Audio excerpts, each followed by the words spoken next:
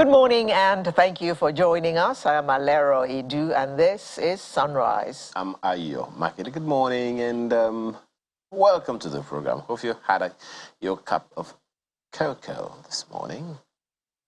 Well, if you haven't, now is the right time because you're going to need it to be with us for the next 3 hours odd.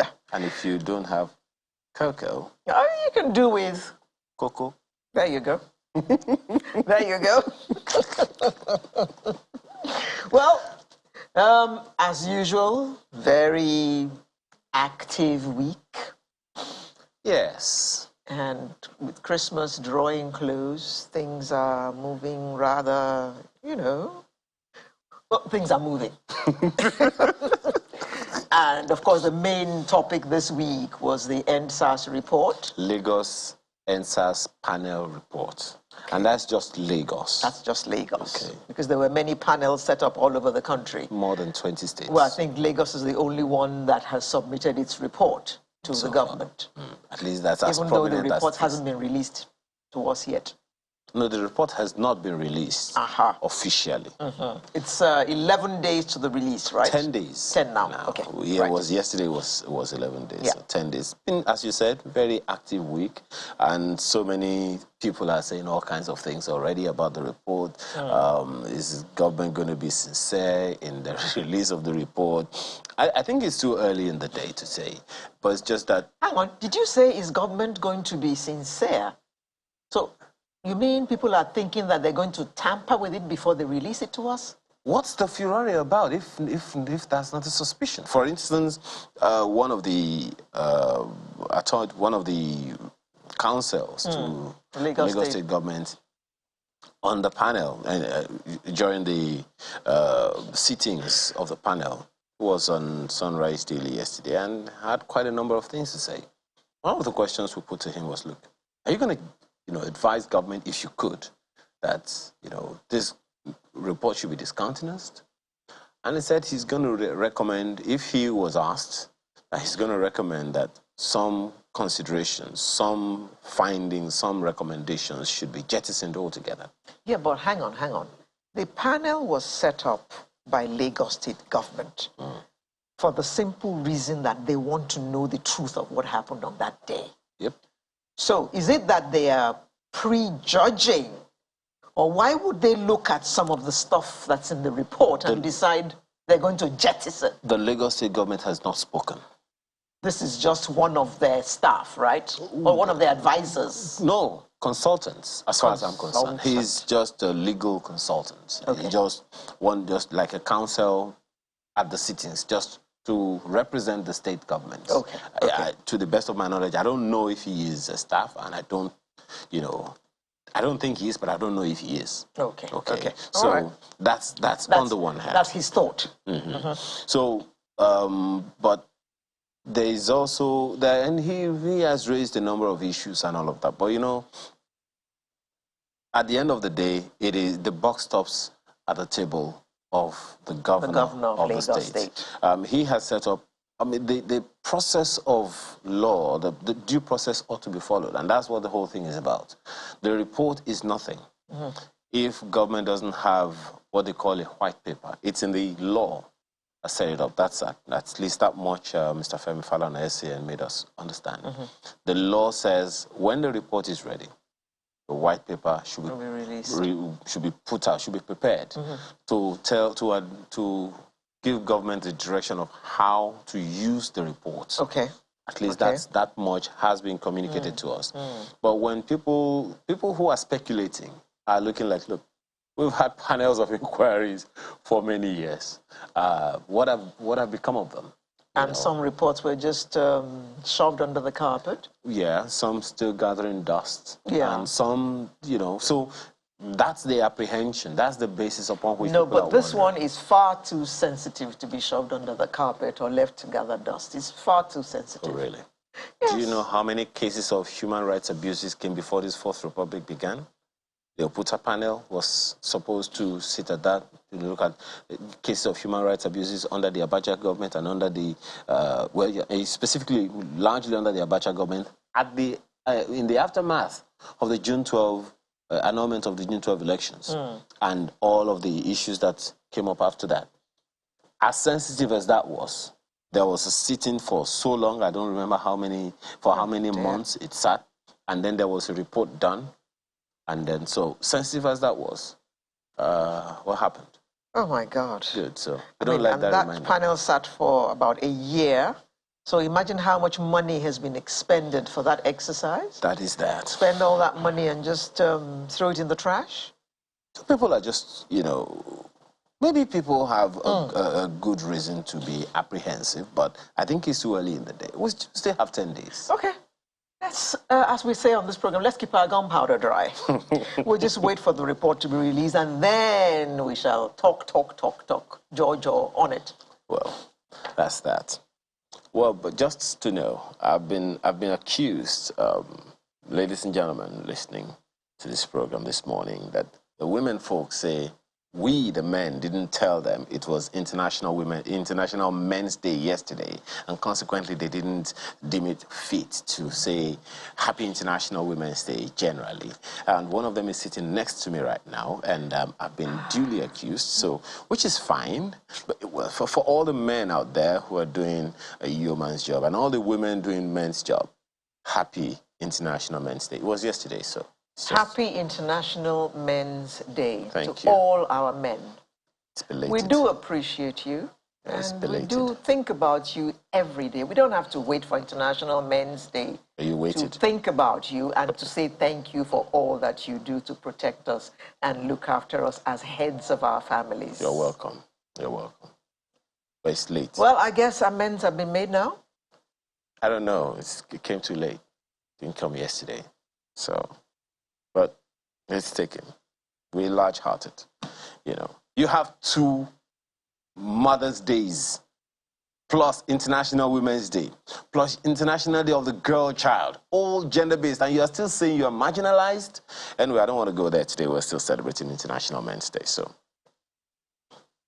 I'm not even going to respond to all that, because I'm sure every man appreciates his mother, his sister, his wife, and knows We're not talking about women right now. We're talking about the men. International Men's Day.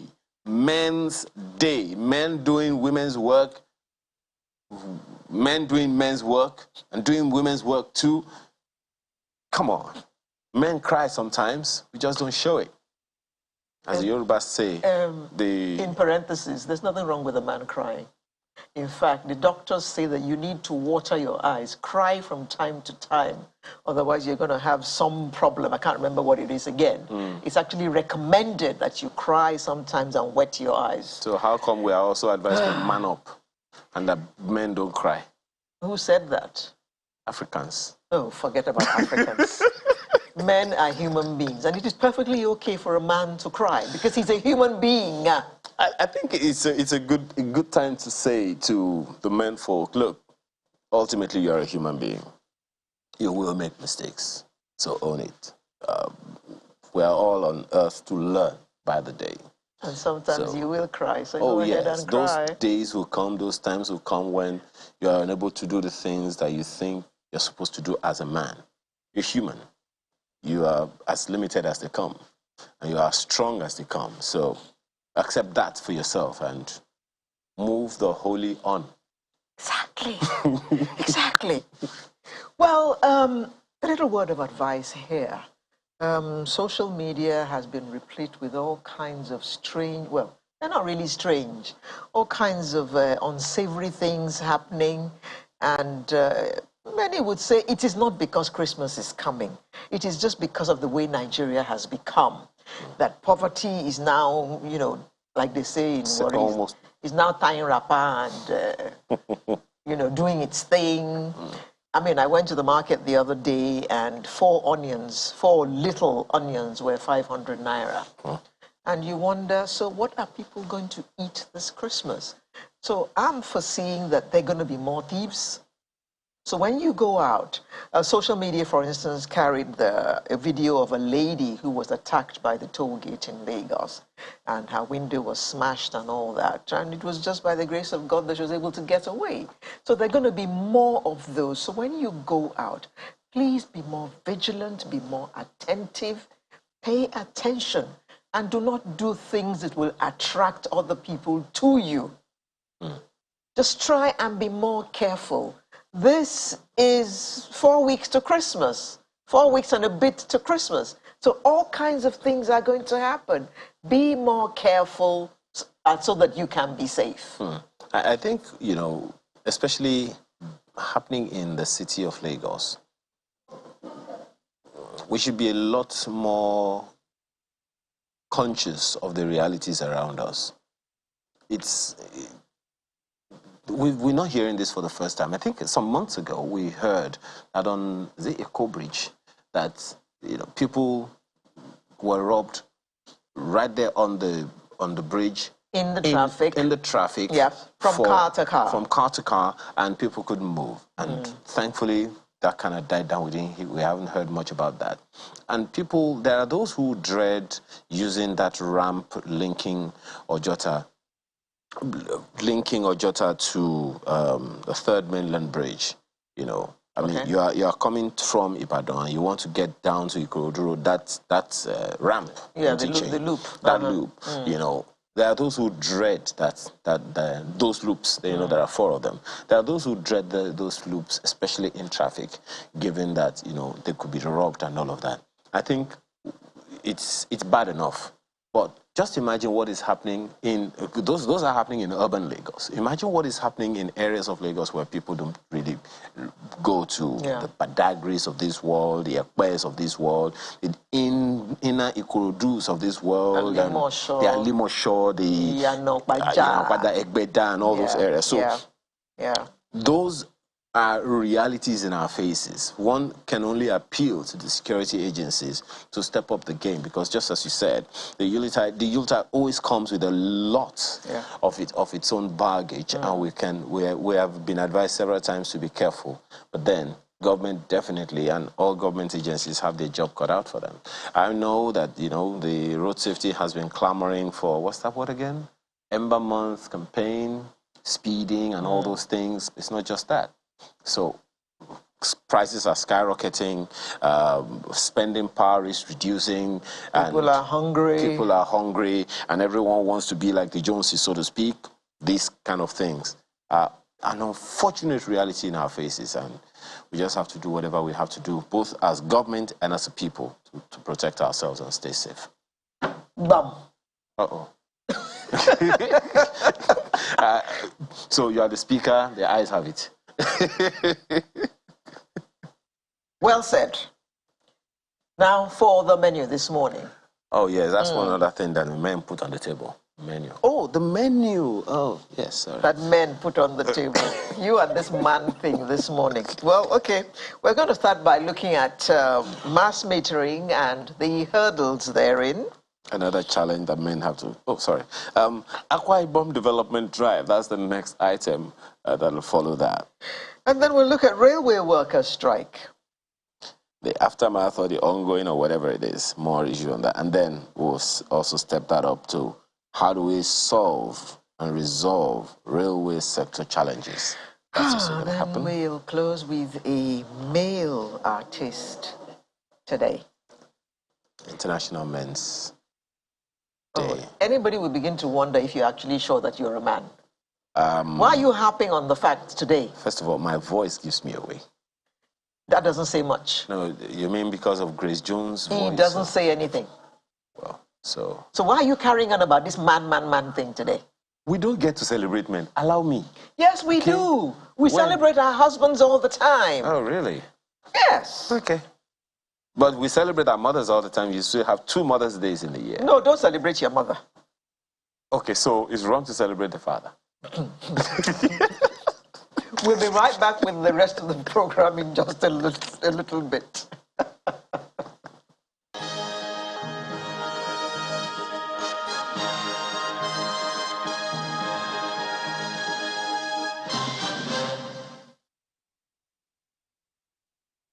Thank you for staying with us. Now we're starting with a very, very sore matter this morning, the matter of meters. Is it the matter of meters that saw or the electricity part? The whole thing, the whole thing. You know, last week we were saying that our own headache was, why should we have to pay for meters that don't belong to us? It belongs to you, you're using it.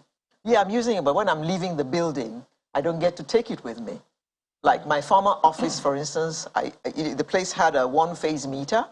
I changed to a three-phase meter and paid for it. But when I was leaving the building, it was the landlord's meter. But I had paid for it. So why are we paying for meters that don't belong to us? Well, I suppose we'll have a chance to ask those in charge this morning. The Nigerian Electricity Regulatory Commission, NERC, has announced an upward review. What? It's not enough you're paying. Now, the price has gone up. Well, they have now said an upward review of the unit price of end-user meters under the Mass Asset Provider and the National Mass Metering Regulations. Wow.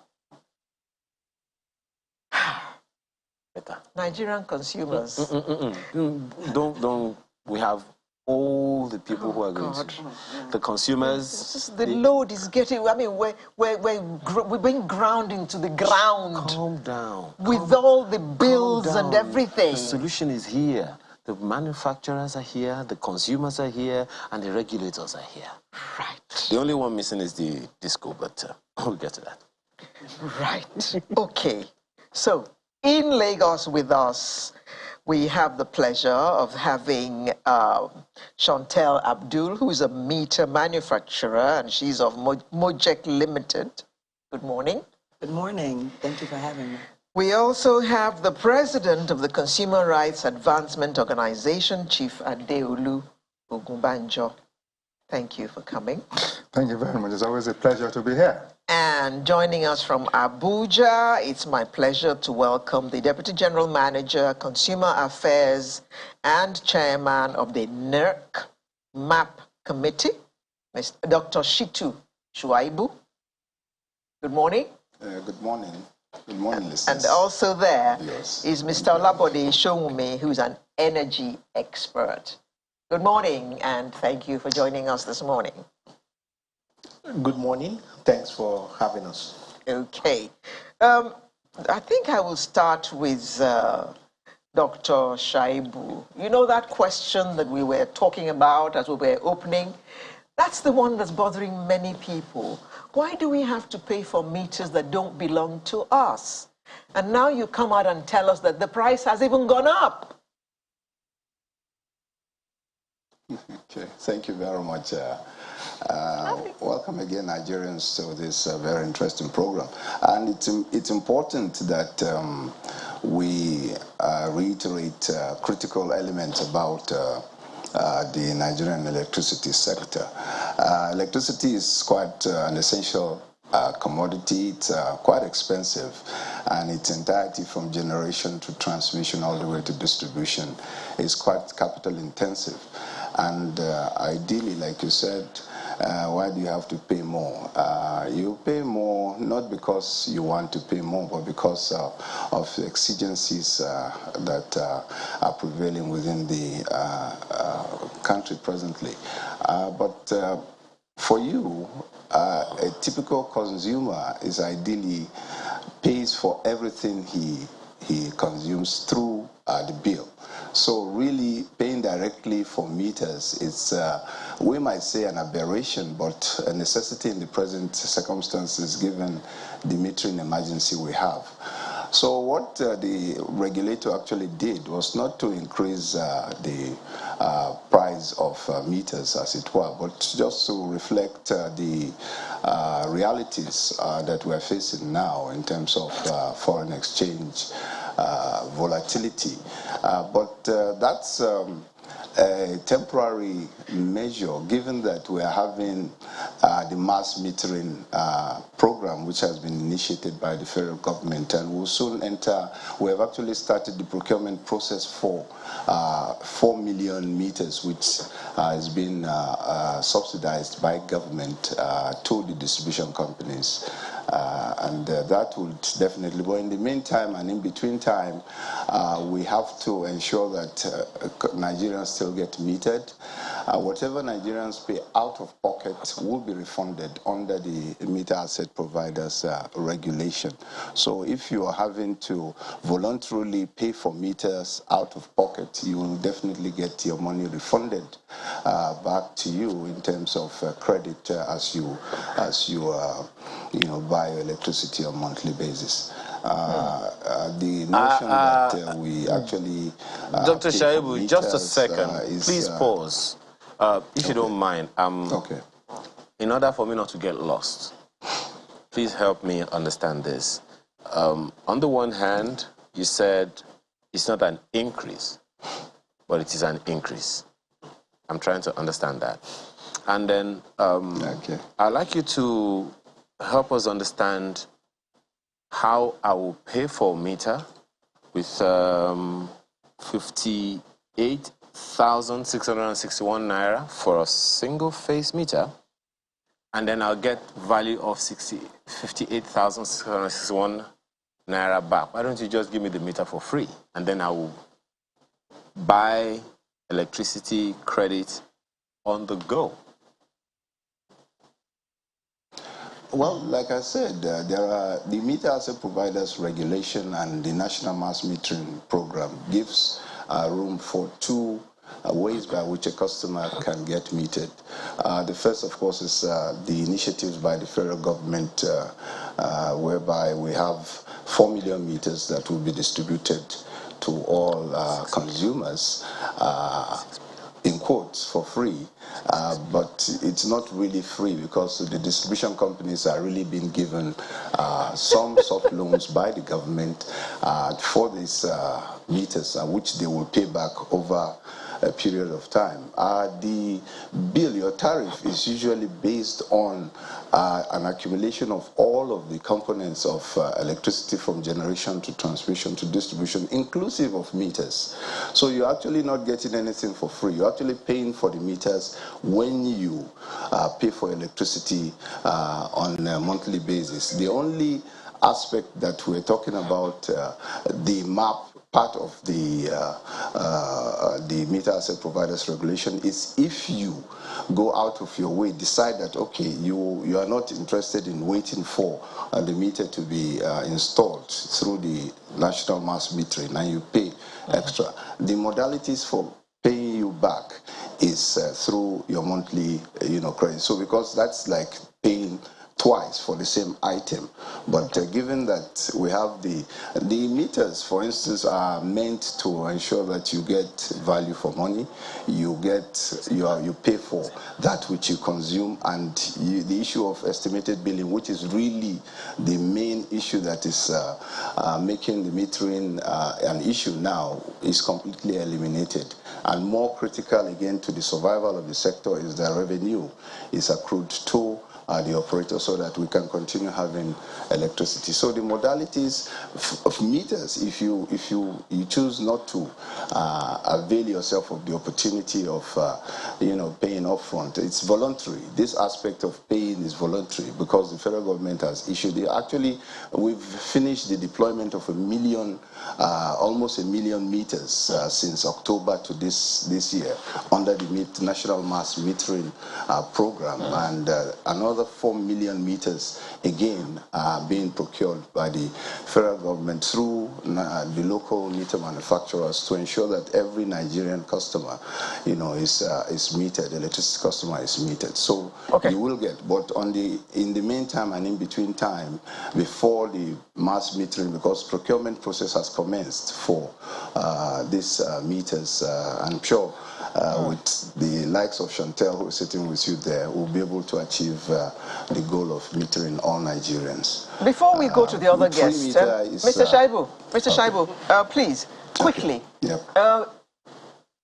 correct me if I'm wrong. What I understand from this, therefore, is that should I choose to pay for my meter before MAP gets to me,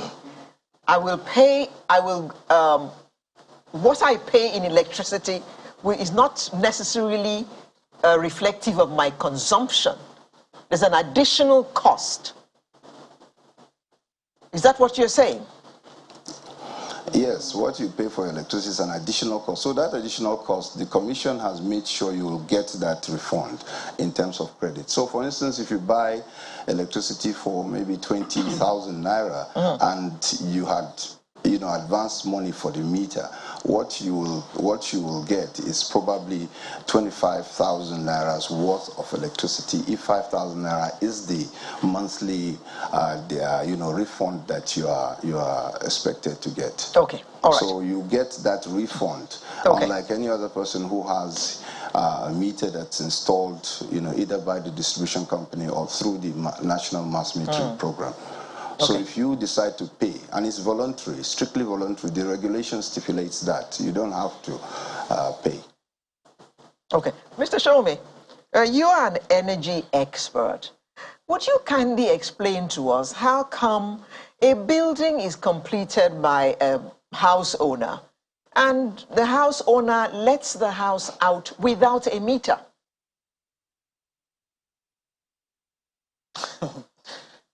I think fundamentally it's important to realize and understand that the meter is a property of the system, the distribution company, so to speak, in this case. Yes.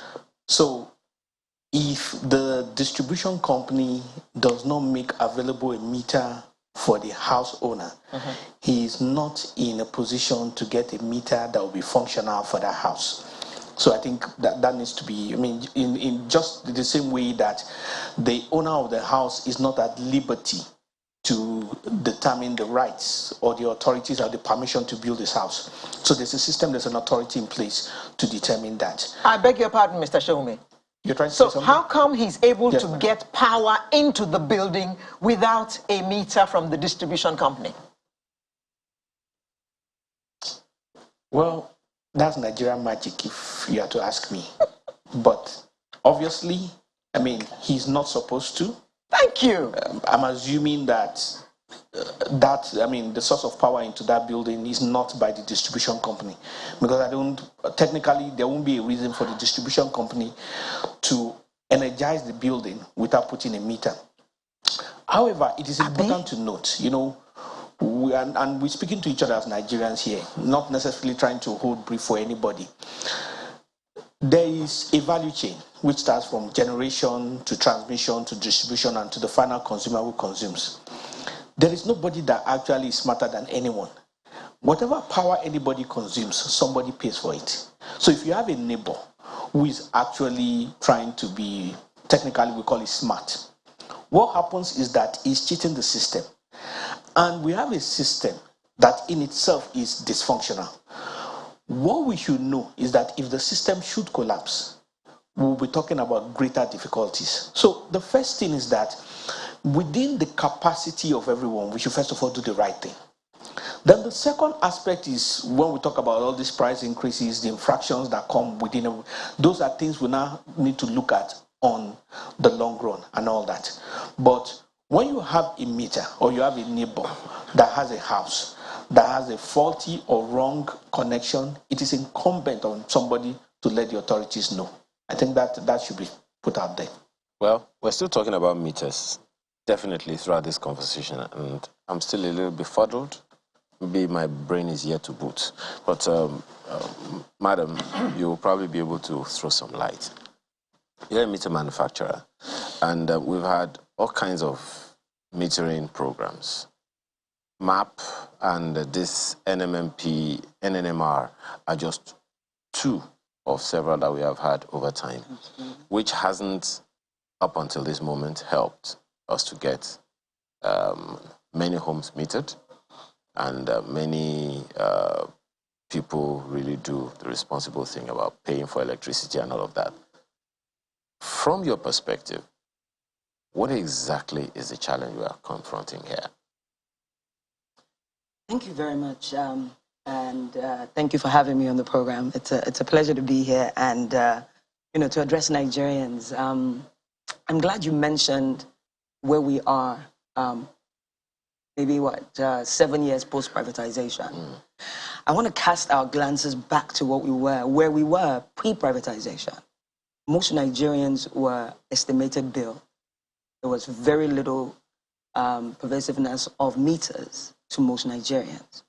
And for us as a company, one of our immediate mandates and why we actually went into manufacturing was that we couldn't just continue importing meters for a country where there was an 80% metering gap in Nigeria pre-privatization.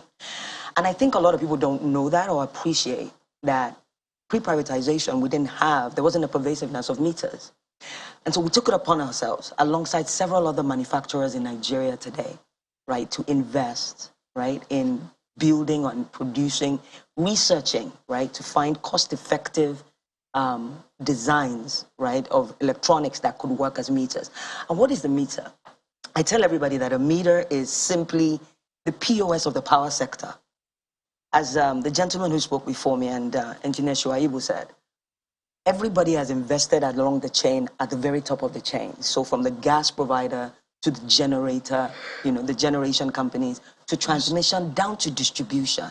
The cost is in the billions of dollars. We understand all of that. So that POS, right, is so important. We understand all of that, and everyone knows that there is a cost to every service. Absolutely. But at the end of the day, it feels like it's the consumer that is at the brunt of it all. It's the consumer who is already belabored, as Acelera said earlier, with so many other issues, is belabored with this particular one. So I'm still at a loss. On the one hand, we're told, okay, the federal government has approved free meters. Absolutely. And now we are hearing it's no longer free, it's free, but it's not free. I'm confused. I can understand your confusion. I can understand your confusion, and I'm actually here to set that record straight. That the layman is confused on the street. I couldn't agree more, and actually we're here to set that record straight. These are unprecedented times. We have never seen a government intervention coming in to invest in meters for the general public. And I must applaud this government, to be honest, because at the start of it, they pretty much said, you know what, we will come in and we will provide the funding necessary to invest and provide these meters. So for clarity, the meters are free under the National Mass Metering Program. And interestingly enough, that program started around this time last year. And a year later, we've done over 1 million meters. When you combine all the meter manufacturers in Nigeria, we've actually, well, the truth is, when you now begin to look at how long it takes to produce and get those meters out there, meters are not, it's not rice, you're not cooking rice. You're bringing in components from different parts of the world, assembling them, putting them together, manufacturing it to produce it. But I think what's important is it's a 6 million metering program. 4 million has already begun, meaning the next phase of that program has already begun. That program, we're going to go through an RFP or what have you. What the map and what came out in the press last week is simply saying if you can't wait for the free meters to come on, you can choose to, right, pay for it up front. You are just funding what will be refunded back to you. It's a mandate. It's part of the regulation. So if you choose to pay for yours up front before you get the free meters, it is actually you just paying, but you shall be refunded. And I'm certain, because in the early days of privatization, there was a program called the CAPME, which was the same thing. Discos were giving out free meters, CAPME was going on, right? And it was called Credit Advanced Procurement of Meter Infrastructure. So you can decide to pay for it again and you will be reimbursed back with energy credits. And I know for a fact that we actually checked, the commission checked then, and they will do so now also, that the discos will be required to refund the customer back with energy credit. But this NNMP is unprecedented. We've never seen an intervention where, we get free meters as Nigerians. And it's been funded by the CBN and by the federal, it's a federal government initiative funded by the CBN. Many people are still wondering, okay, so 6 million meters free, is that all that we need? But we'll come to that later. Excellent. Well, Chief, let me ask you, how are consumers, you've been at this for what, 20 years now? So talking about, consumer protection or consumer interests and all of that. How have you taken all of this on board? As she said, we've had CAPME, we've had MAP, we have MAP and NMMP now. Anyway, how are consumers taking all this? Thank you very much. To a large extent, it is free, but not free. I'm sorry, that's the experience. Now, they will tell you, you go on net, fill some forms and all that.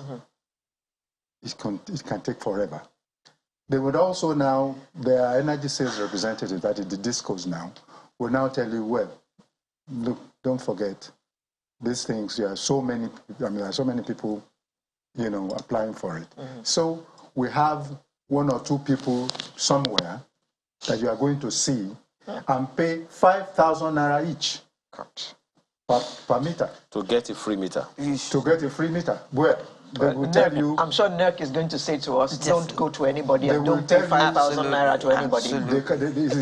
It's called extortion. It's not receipted, but then that is the process. You go there, truly, you get to see them, and then you pay this meter. Sometimes, if you are lucky, I mean, it's not even all the time, 50% of the time, they attend to you. Some people have paid, by the time I said I was coming to this program, so many people have still paid the 5,000 naira to these their agents in quotes, and they still haven't gotten anything. Please pause. Dr. Shaibu, is this correct? Are you aware of this information? Chief, I'm telling you, it's not fact. possible. Just a moment. Let's speak with the chairman of the committee in charge. Are you aware of this information, sir? Well, if a case is not reported, sometimes really what you get hearsays. But I will not say I'm not aware of people complaining, they call, but I can assure you for every case that is reported, we've actually investigated and dealt with. Oftentimes we have the distribution companies working with the MAPs, the meter asset providers who are out there. So you find the chain for metering moves beyond even when you register for a meter. If you apply for a meter online, for instance, you go through a documentation process, and then a meter is now allocated to you. The MAPs under the present dispensation are given the responsibility of ensuring that that meter gets installed. The last chain, the last part of the chain is, of course, the installers. But in between, if you decide that you probably want to do anything out of the standard, procedure, you might get, exploited by others, but most certainly, Dr. whoever Shaibu, asks you for my apologies. any amount. My apologies. Yeah. This accusation, I mean, you can't go to Oyinbo Market or Kubwa Market in Abuja to get a meter.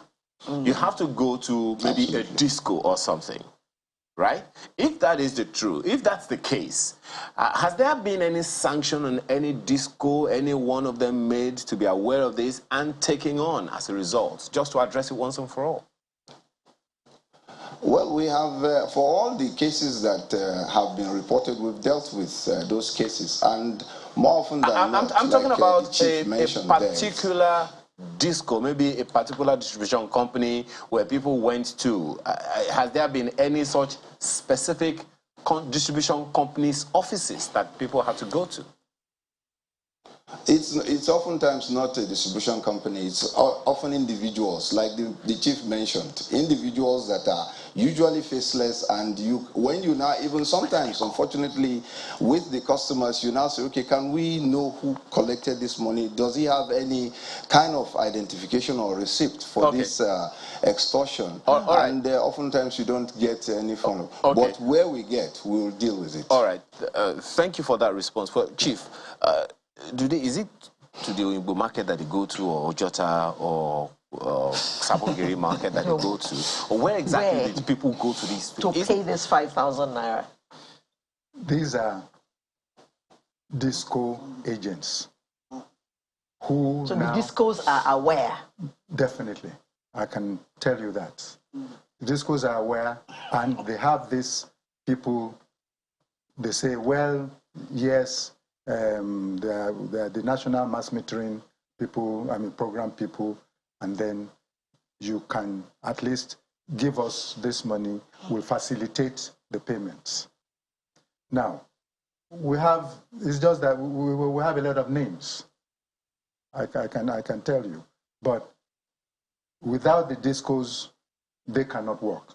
I can tell you that again.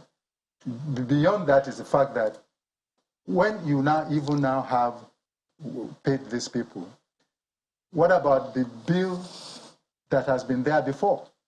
They now use that to say, if you go through these people, i.e., for instance, if I've gotten 200,000, 200 and something thousand that have been owing, and I want meter, the discourse will say, sorry, you need to do something.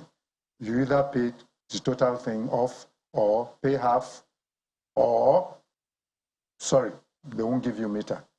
And the earlier the customer or the consumer gets the meter, the better for the consumer. So you are now at the mercy of these people. Okay, don't worry, pay. We will try and see what to do so that you get the meter.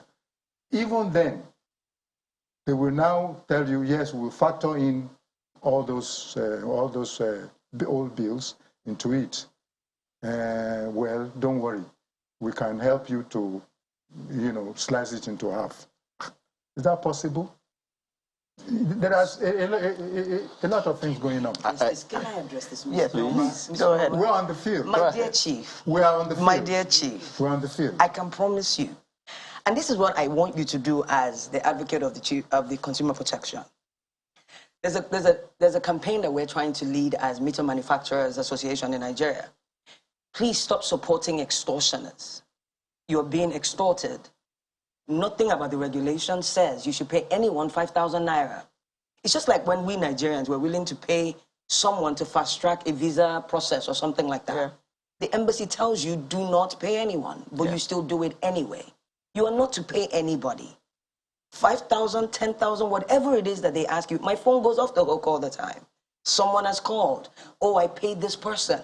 And yet we're putting adverts out. We're even about to run an anti-extortion campaign that I'm hoping that the consumer gets picked up along with the person, because you are not to pay anyone. But it is free. Haven't you factored So like he said, so to try to fast track, but we don't need to fast track. We have a program. Sorry, I just really want to get this out very quickly. Okay.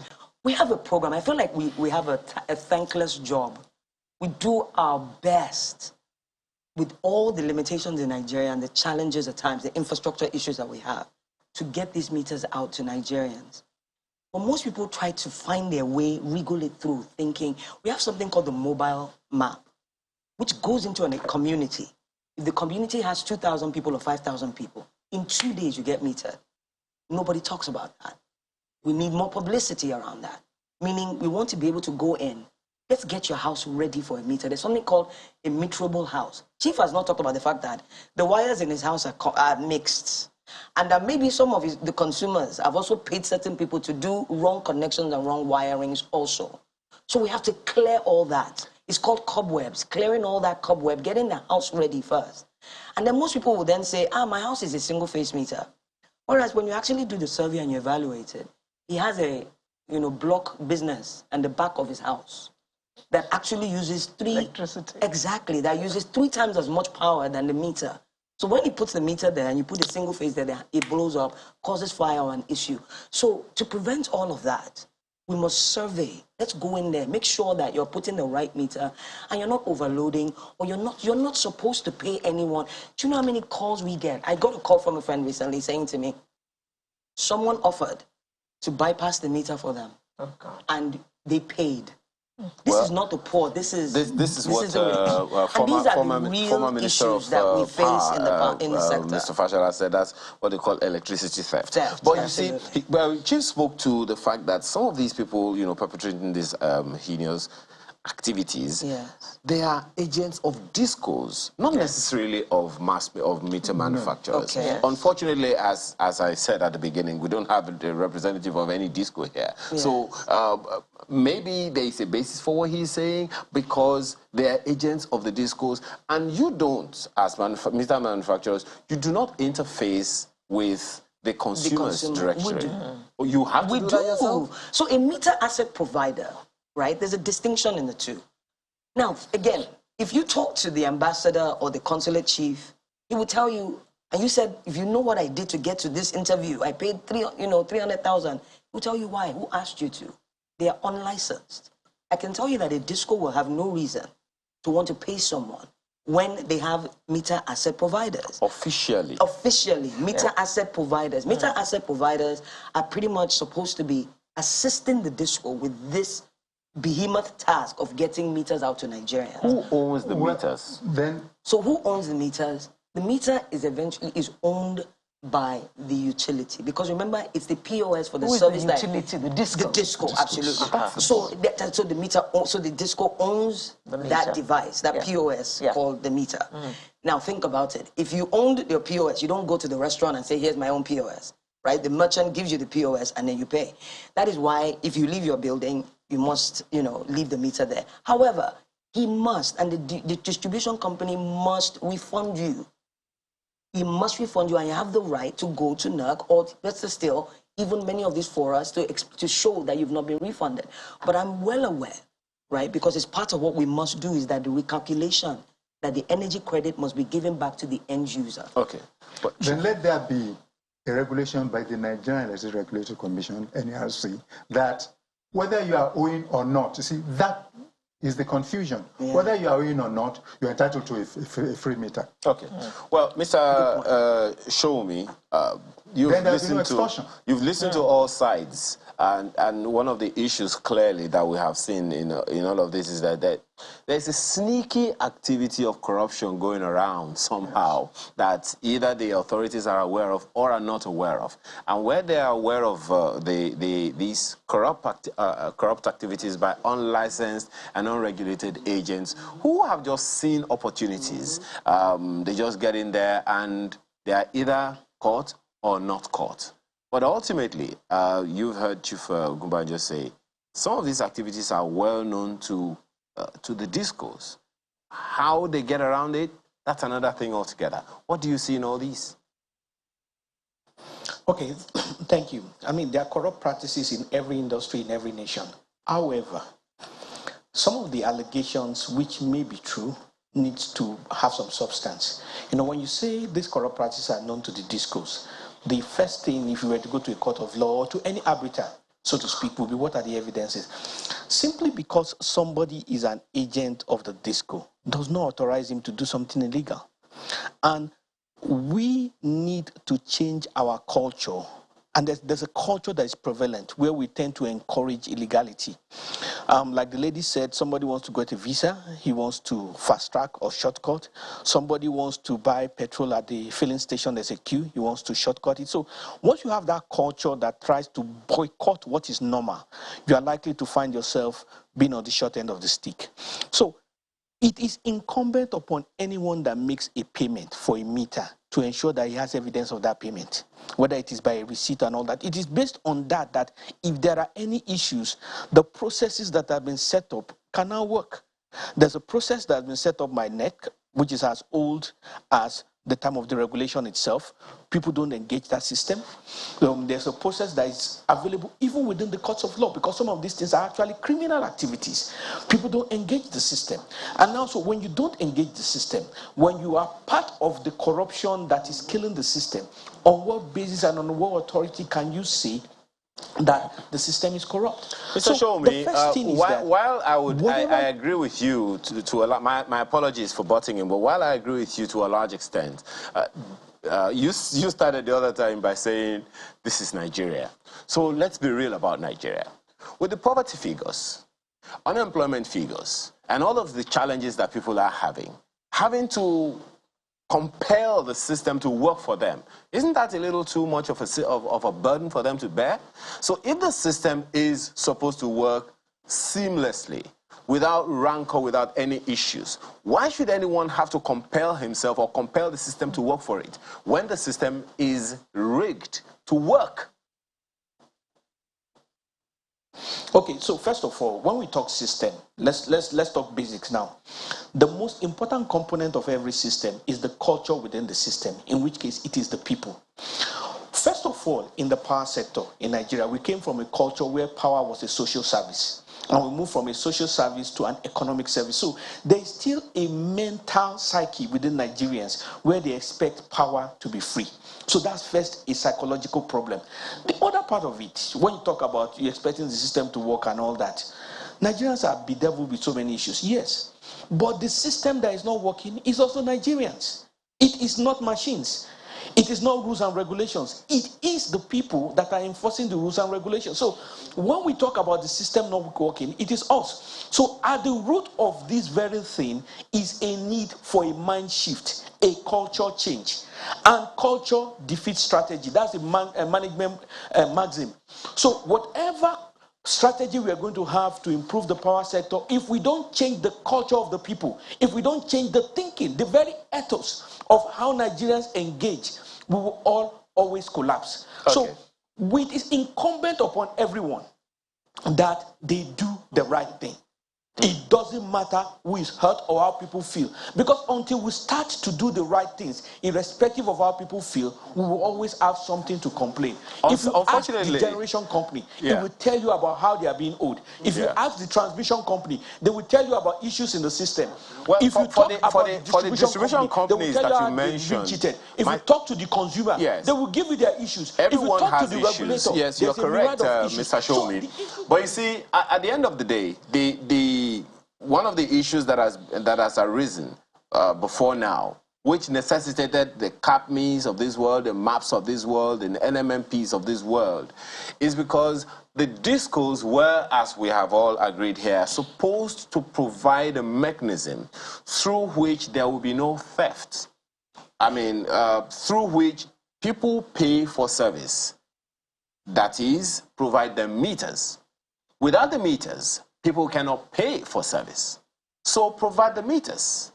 And there has been a lot of accusation on the discos that, look, they didn't even want the meters in the first place because it seemed that the estimated billings was bringing in more money. You must have seen one or two cartoons to the effect. How true that is, that's another matter altogether. So in addressing this matter, what is it? Because there is definitely, at the end of the day, whether it's the metering program or the consumers, at the center of all these are the discos. So what would you recommend to be done by the discos in cahoot with the regulator to ensure that people know what to do and do it as and when?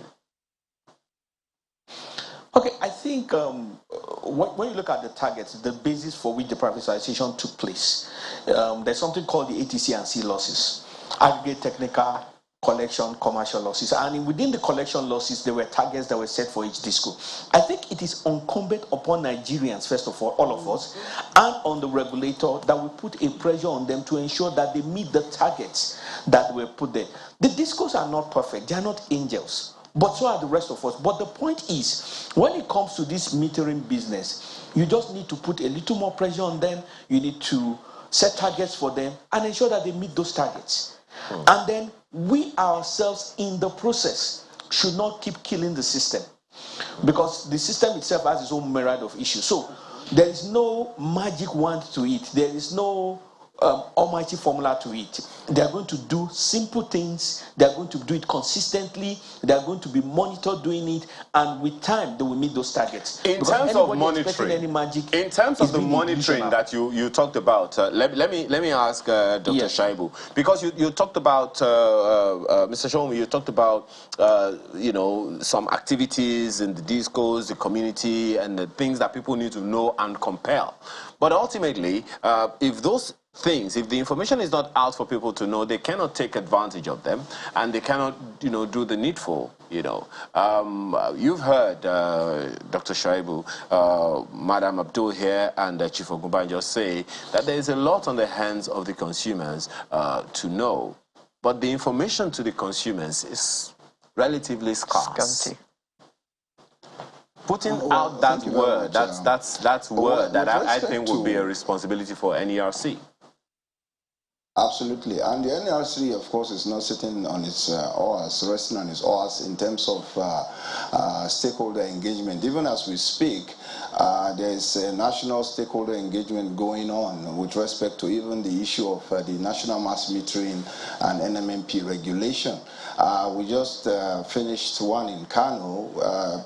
Previous weeks, we went to Uyo, Enugu, even Abuja, and this week, this is an opportunity possibility even for the Lagos customers to, get some more information with respect to the National Mass Metering Program as well as Consumer Protection Regulation. There are programs that will hold as from Tuesday to Friday within the two distribution companies we have in Lagos, ECO and Ikeja distribution companies. So these are avenues by which we call on the consumers to come and get informed, because if you are aware of your rights, there's every possibility you'll be able to at least fight for it and not get exploited. But like we talked about, the metering gap in Nigeria is not just beginning as far back as 2012. We had a metering committee that was set up by the regulator to actually know the extent of the gap we had in metering and what needed to be done. As at that time, we had almost 50%. Even as we speak, the metering gap in Nigeria today, with a population customer number of about 12.7 million, is about 8 million.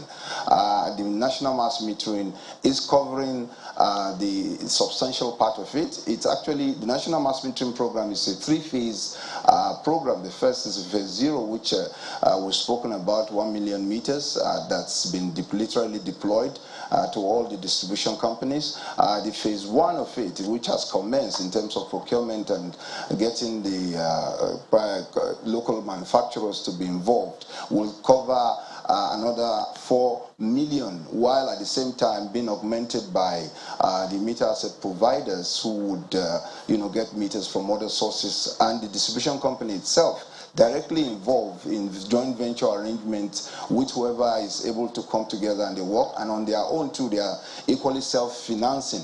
All of those programs are meters that will be deployed in quotes for free, even though the distribution company at the end of the day will charge for these meters through your bills. But more critical to all of this issue is the issue of enlightenment, which we've spoken about here, and the distribution companies, we on our own part in terms of monitoring, we monitor throughout, from the beginning all the way to the deployment of these meters, and ensure that these meters are fit for purpose. Even as part of the ensuring that customer gets value for money, we recently even introduced what is known as the service-based tariff. And the service-based tariff is, if you are not served, the distribution company doesn't earn as much as we want them to ensure that the infrastructure is spread around to all the customers. And critical to what Chief had earlier said in terms of if you have outstanding or you have some issues with respect to your bill, you don't get metered,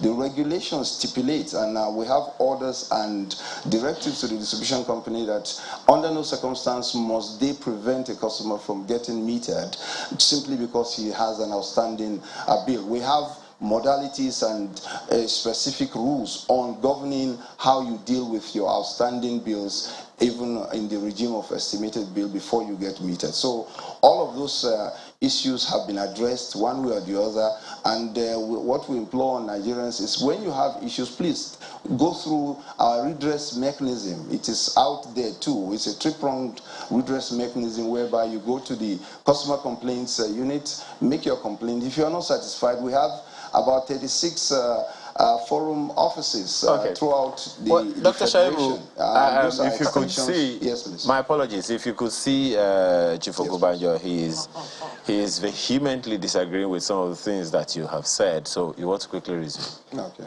Thank you very much, sir. No. One, let me tell you that it is the unmetered customer that is always paying for your for the DISCO's technical and commercial losses.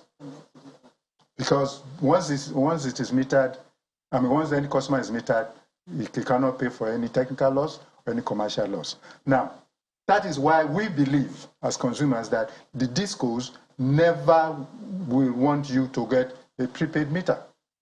That's why they are slowing down the process. And they're always saying, sorry, the moment you are owing, you cannot get a meter. So let Dr. Shoaibu and NERC please tell them that, and start enlightening everybody that whether you are in or not, it does not stop you from getting, you are entitled to a prepaid meter. That should start now, so that every Nigerian can know this. And Dr. Shaibu, I would also like you to explain how it is that the one-phase meter is going up by 30.6%, whereas the three-phase meter is going up by 32.4%.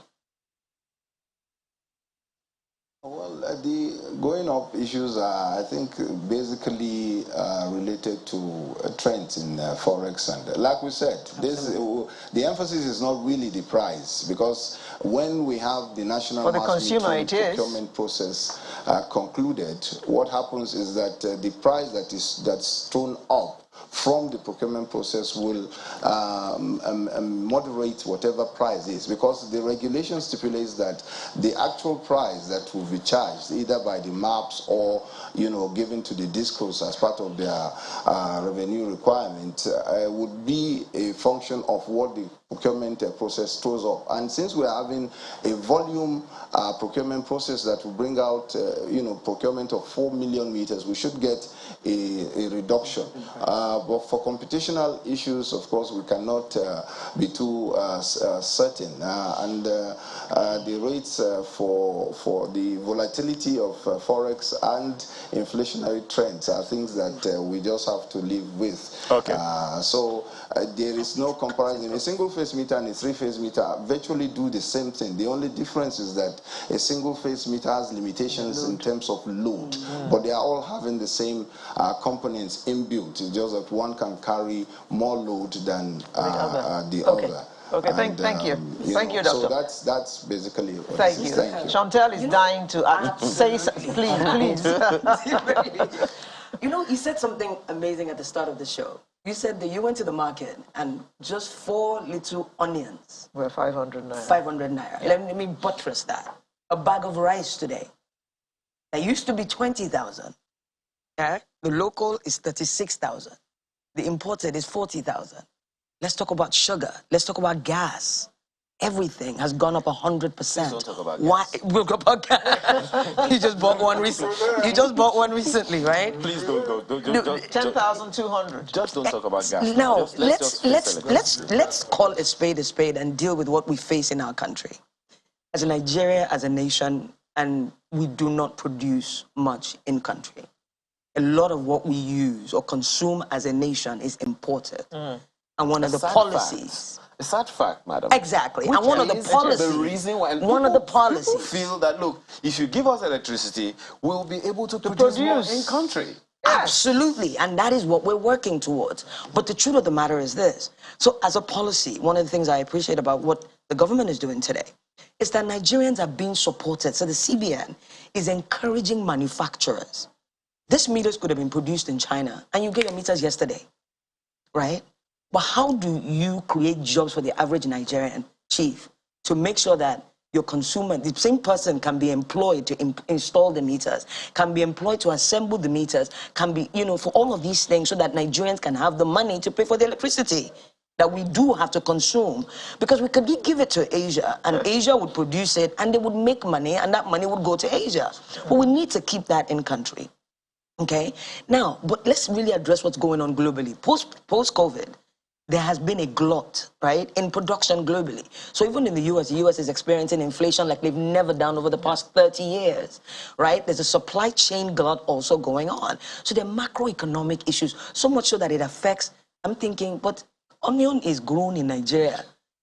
Some of the rice, some of the peppers, some of these things are in country. But whether you believe it or not, right, what goes on externally actually affects us internally also. And so there's also inflation. Dollar that is affecting the price of onion. Well, we're not discussing rice and onions here. They will tell you that even though they sell onions, the money they make from the onions, they're going to have to use to buy the fertilizers or some of the other things that are imported that they would actually be able to use. So it's actually called a replacement cost. It's called a replacement cost, right? But let's talk about a meter. A meter today, 70 or 60% for us manufacturers is imported. Remainder of it is 40%, right? And we're looking to work, which is a backward integration, so that we can do the reverse. 70% should be produced in Nigeria. You don't have LCD screen manufacturers in Nigeria. You don't have battery manufacturers, circuit breakers. The list goes on. Everything that goes into these devices to make it a meter, you cannot find in Nigeria. So we must be able to... Barrack batteries, they folded up. There you go. Even today, Mr. Lera, If I want to do a meter box, polycarbonate, which is a byproduct of crude oil from refining, as you know, we don't refine today until Dangote's refinery goes up. So what do? We count on Saudi Arabia. Saudi Arabia has a backlog from the entire world going to them, including China, buying their raw materials. So last year, during this NNMP program, it took us, Chief, 1 whole year for Saudi Arabia to send the polycarbonates required for meter boxes. We have to fix this thing, and I couldn't agree more with the energy economist who said, as a country, Nigeria has the market over 200 million. In the next 20 years, you're going to be the 3rd largest market in the world.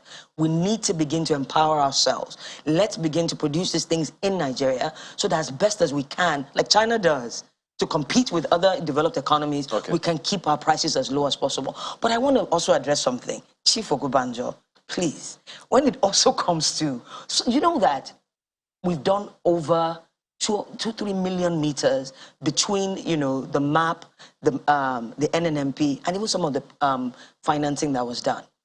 Disco had a meeting with us recently and said, how is it that with meters installed, right, Nigerians, or better still, their collections are dipping? What a meter is supposed to do is reflect what you've consumed. Yeah. Service. Right?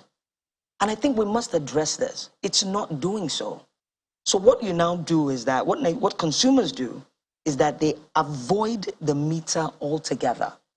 Yeah. Meaning you ought to be paying, no, Chantel, so it is not Alero Edu who is bypassing the meter. Exactly. It is the disco's own staff. So guess what? So it's actually not the disco staff itself. There's something called NEPA 1 and NEPA 2.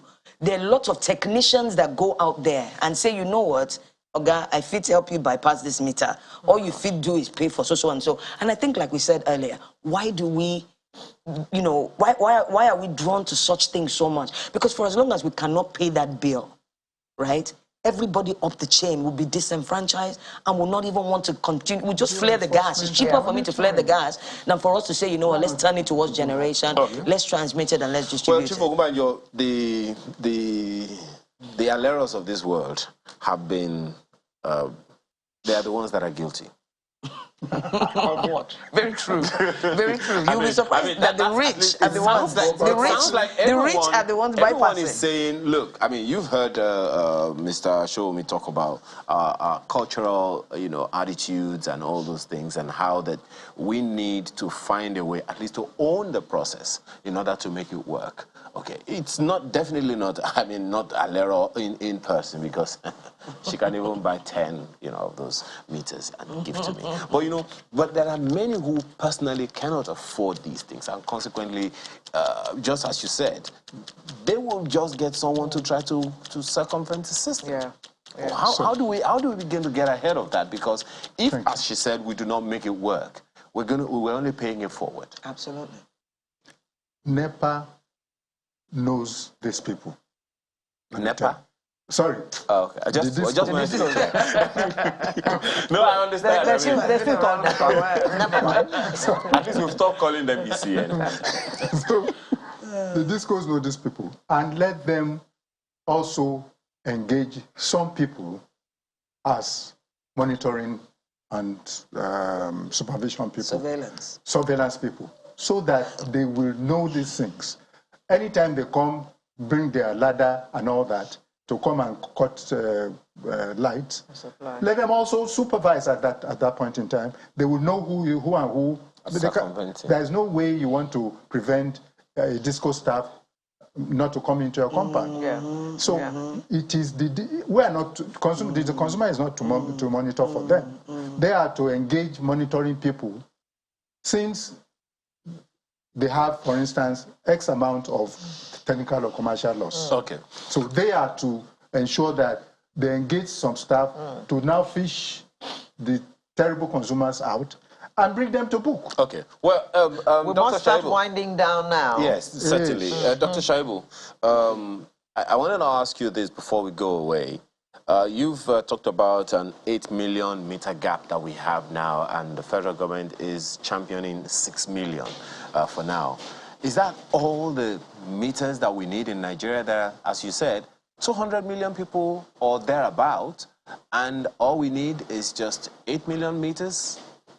Is that all we really need? Well, okay, thank you very much. I was trying to, get to the third phase, the phase 2, before you, stopped me earlier. Actually, the program runs to the first phase, which we are starting the 4 million meters. The second phase of the program will now open up the market after we've really carried along all of our local manufacturers, and it will now be a World Bank procurement process whereby we will now have international competitive bidding with still giving opportunities for the World Bank, for the local manufacturers to participate. So in actual fact, our customer numbers, because when you say we have 200 million Nigerians, it's like we have 200 million consumers of electricity, but in actual fact, from our database, presently we have about 12.7 million actually registered customers, and a customer is probably a building or a business outfit that has a meter fitted in there. You might have probably up to 100 people living within that building, but that building is one. So that's the competition in terms of who a customer is. So the metering gap for now, as computed, is about 8 million and about 8.1 million. So the phase 0 and phase 1 are to take care of about 5 to 6 million of those. Then whatever is left would be under phase 2. But we are hoping that with the activities of the maps, we should be able to get some element of improvement in terms of the numbers before we now open to phase 2 with the federal government and the World Bank working in concert for us to have a complete closure of the metering gap, so that at least there will be some viability of the electricity market. We have to emphasize one thing, that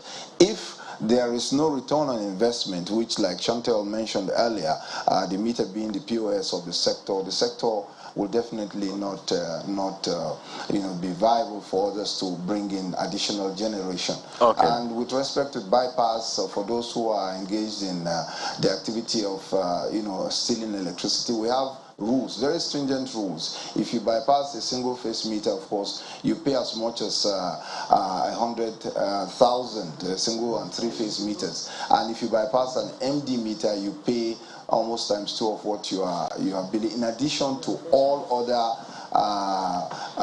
enforcement actions that the distribution might decide, which includes even taking you to court for theft. So Nigerians are advised to please, once a meter is installed for you, what you do is you practice energy efficiency so that you don't consume more than you can pay. And I think we'll get a viable electricity market that way. Thank you very much, Dr. Shaibu. I think that's a good place to leave it, because we've run completely out of time, and we can't even take your last words on this. Oh, no. Dr. Shitu Shaibu is Deputy General Manager, Consumer Affairs, and Chairman of the NERC MAP Committee. We also had Mr. Labode Shomo, who's an energy expert, both of whom joined us from our studio in Abuja and in our studio in Lagos. We had Chief Adeola Ogumbanjo, President, Consumer Rights Advancement Organization, and the lady last this time, Chantel Abdul, a meter manufacturer. Thank you all very much for coming. Thank you so much for having us.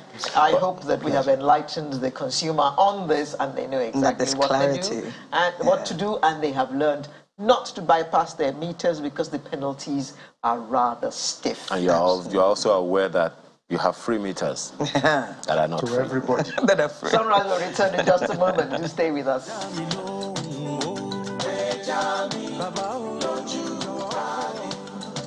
Well, thanks for staying with us. Right now, we want to take a trip to South Nigeria, Akwa Ibom State to be precise, Nigeria's oil-rich South region. Although the state is governed by what you call the opposition, PDP, well, it is a state government all the same, and it's been transforming the state through its own development projects.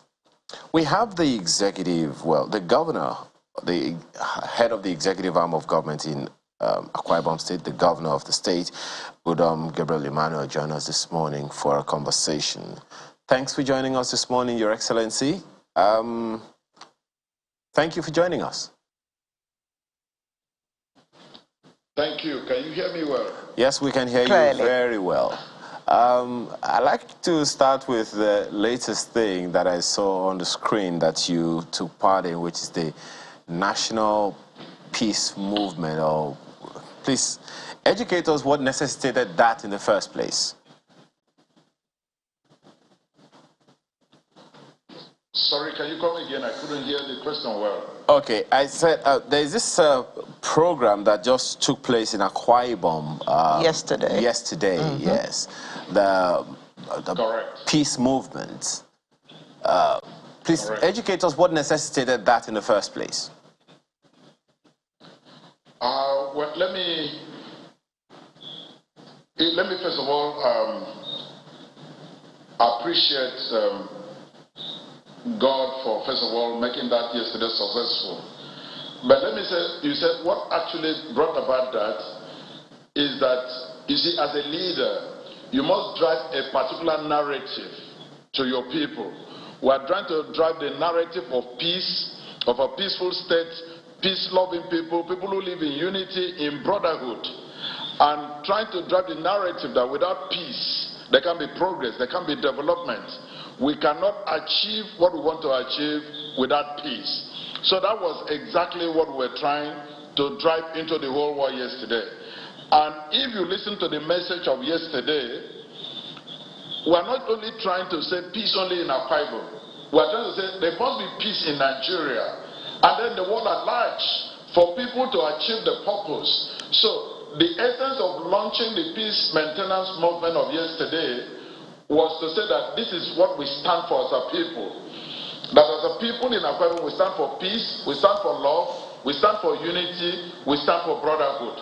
And this is what will propel us to realize our set targets, our set goals, and lead us into the promised land as a people. Well, it's interesting that, that has been the experience that one can say has been recorded in Akwa Ibom recently, given that, of course, Akwa Ibom, is surrounded by a number of states as well, and quite significantly, troubled, environment, peace, security challenge here and there. So the first question anyone would want to ask is, how have you been able to facilitate that peace and serenity in Akwa Ibom until now? Because, we hear the governor of a state is the chief security officer. When it comes to the issue of peace, and you're talking to somebody like me, first of all, I must go back to my leadership book, which lets me understand that peace comes only from God. It's God that gives peace. So what we do, first of all, is to acknowledge God as the giver of peace and as the prince of peace. And then we now take up our own responsibility as people. I have my own responsibility as a governor. Each citizen has his own responsibility as a citizen of Akwa Ibom State. The security agencies, they have their own responsibility. So we all come together and come to a determination that, look, we want to make sure we secure lives and property. So that's what is driving us. That's where we are aiming to, and that's what also propels a whole lot of policies and decisions that we take in terms of that. And unfortunately, things that concern security, you cannot speak so much in details before the camera. So I might not be able to give, full detailed account of few things that we do as a people to ensure peace, after acknowledging the fact that peace must come from God. Okay. Excellency, we're looking at development in Akwa Ibom State. In what specific areas are you focused? I think the whole bulk of it is on capacity development. I'm one of the believers that the problem with Nigeria is not unemployment, but capacity development. So whatever we're doing, we're trying to develop capacity without losing sight of the fact that this can only be driven by a strong economy. So that's why you see us, a whole lot of things has a business aspect of public service, so that we can drive the economy, we can drive the purchasing power of our people, and then at the same time, we can build capacity in different areas for our people. Because once we build capacity, we'll be able to actually jumpstart and sustain the economic development and all the pillars of our economic development that we are driving at right now. I think that's our main focus. Well, aviation seems to be a big thing with you. We hear about Akwa Ibom, which apparently is doing so well that you have actually ordered 10 more aircraft. Why didn't you just consider buying a private jet for yourself as the chief executive of the state? Thank you. Doing that for myself will go back to serving my own self, which is not the purpose why some of us are in the office. We're in the office to serve the people. So what actually we are doing in Ibom Air, let me first of all thank all Nigerians, thank NCA, thank the President, thank the Minister of Aviation, thank every singular MDA that has given us support so far. Because without the support of Nigerians, without the support of Akwa Ibomites, without the rest of the people's support, we would have gone to where we are going to. But let me say something. It's not just Ibom Air. We are out for what I call aviation development. And what people see is just Ibom Air because Ibom Air goes around the whole country. So everybody is able to see it. We came into government with our industrialization drive and policy. And what actually will make us reach that goal will be through the three gateways. Air, water, road. We are doing a whole lot in terms of road infrastructure. If you check the number of dualized thoroughfare that we've done as a government, as a subnational, I think you'll be impressed. Then we're also pursuing aggressively the seaport development, the deep seaport, the natural deep seaport, and other jetties and so on that will promote that economic inroads through the sea. And you know we have the longest shoreline in this country. Then coming to aviation, we are not just looking at the Ibom Air, we are looking at a total approach, the entire ecosystems of aviation, taking from the airport terminal development, the smartest you will ever have in this continent of Africa. Today, if you come to our airport, you can see we are doing one of the major taxiways. Through that taxiway, light-bodied, smaller aircraft can be able to land and take off as we resurface the main runway. Then we also put an airline in place.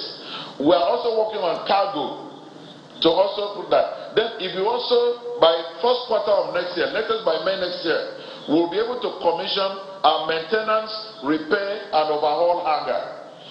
That will bring a whole lot of foreign, direct investments into our state.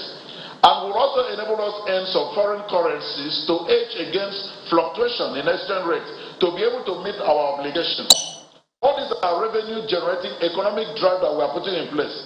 Coming back to Ibom Air, I want to announce to Nigerians that what happened just this past week in Dubai had never happened in the entire aviation industry.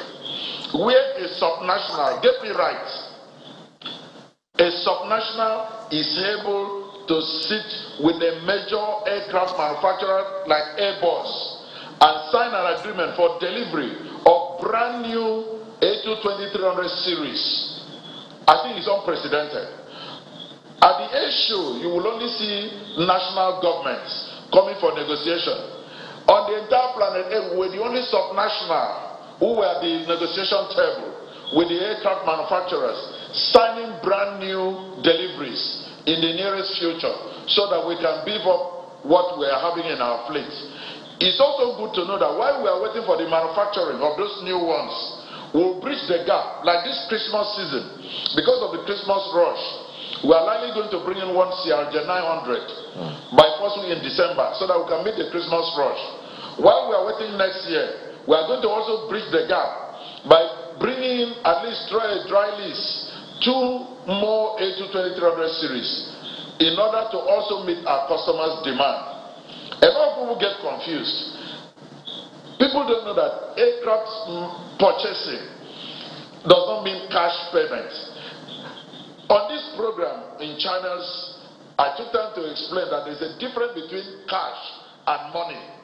Our duty as a state is to create money to fast-track development and also jumpstart the economy of our state. If you also see what is happening across the globe, look at during the week, Joe Biden signed infrastructure bill that will bring $1 trillion into infrastructure renaissance. The question there is, why should America go on infrastructure renaissance when people like us assume that they've gotten everything on infrastructure? So these are things people do all over the world to, stimulate the economy, to stimulate the purchasing power, to improve the living standards of the people. So we can't just sit down. All we consider in Nigeria is election. In Akwa Ibom, we are thinking about next generation, economy, and then how to better the lives of our people. The result might not be seen overnight. We are laying the foundation. But trust me, in the next few years, the result will speak for what we are doing in the present. Which also leads me to this question of sustainability. You talked about capacity building, capacity development for the people, and a good number of infrastructure have been evolved in Akwa Ibom under your watch. So my question is around sustainability of these initiatives. Brilliant as they are, and the system is as is while you're still in office. So what's the plan to ensure not just the sustainability of the projects, but the capacity of the people who are going to be managing them sustainably? Because it is one thing for them to have skills for today, it's another thing for the people to have skills for the future. Thank you. If I can drive from the aviation development, the agreement, take for example, the agreement we signed in Dubai is not only about the aircraft. Immediately, we are going to train pilots, we are going to train ground engineers, we are going to train MRO operators. That's building capacity. In fact, those training will be in place before the delivery of the new sets that will make us cover the African sub-region. That has been put in place. Let me also go back to a lot of questions people ask me.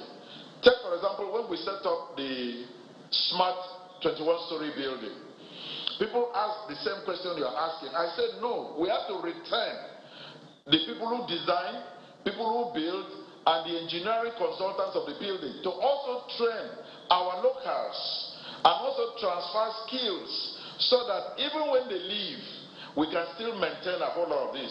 Okay. Road maintenance is not a problem, but this high-level ICT, based infrastructure, another soft infrastructure, we're also trying to train a whole lot of people. This is coming up every day. We are one state that every day you see that there's one training or the other. I know for politicians, what they will ask me is when you leave office, what happens? In most of these institutions that we are setting up what I call shared values. Shared values is a culture, which means that even if you put another person in place who will come on autoplay, that's what we are trying to do.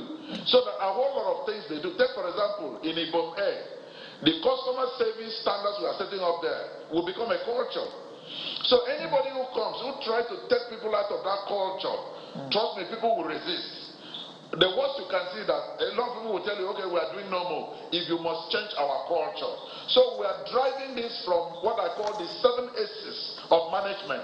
We have the strategy, we have the systems, we have the style, we have the shared values. Then we have so many other things that we are putting in place in order to drive this and put this as pillars. So that even, it's not about Udom Emmanuel, but it's about Akwa Ibomites. Okay. It's not about just one person. It's about the people. So we are just people oriented, and that's what we are driving at. And I'm sure, even when Udom Emmanuel is not in the office, Akwa Ibom people will make sure they maintain and sustain what they have. And they can only grow from where we are.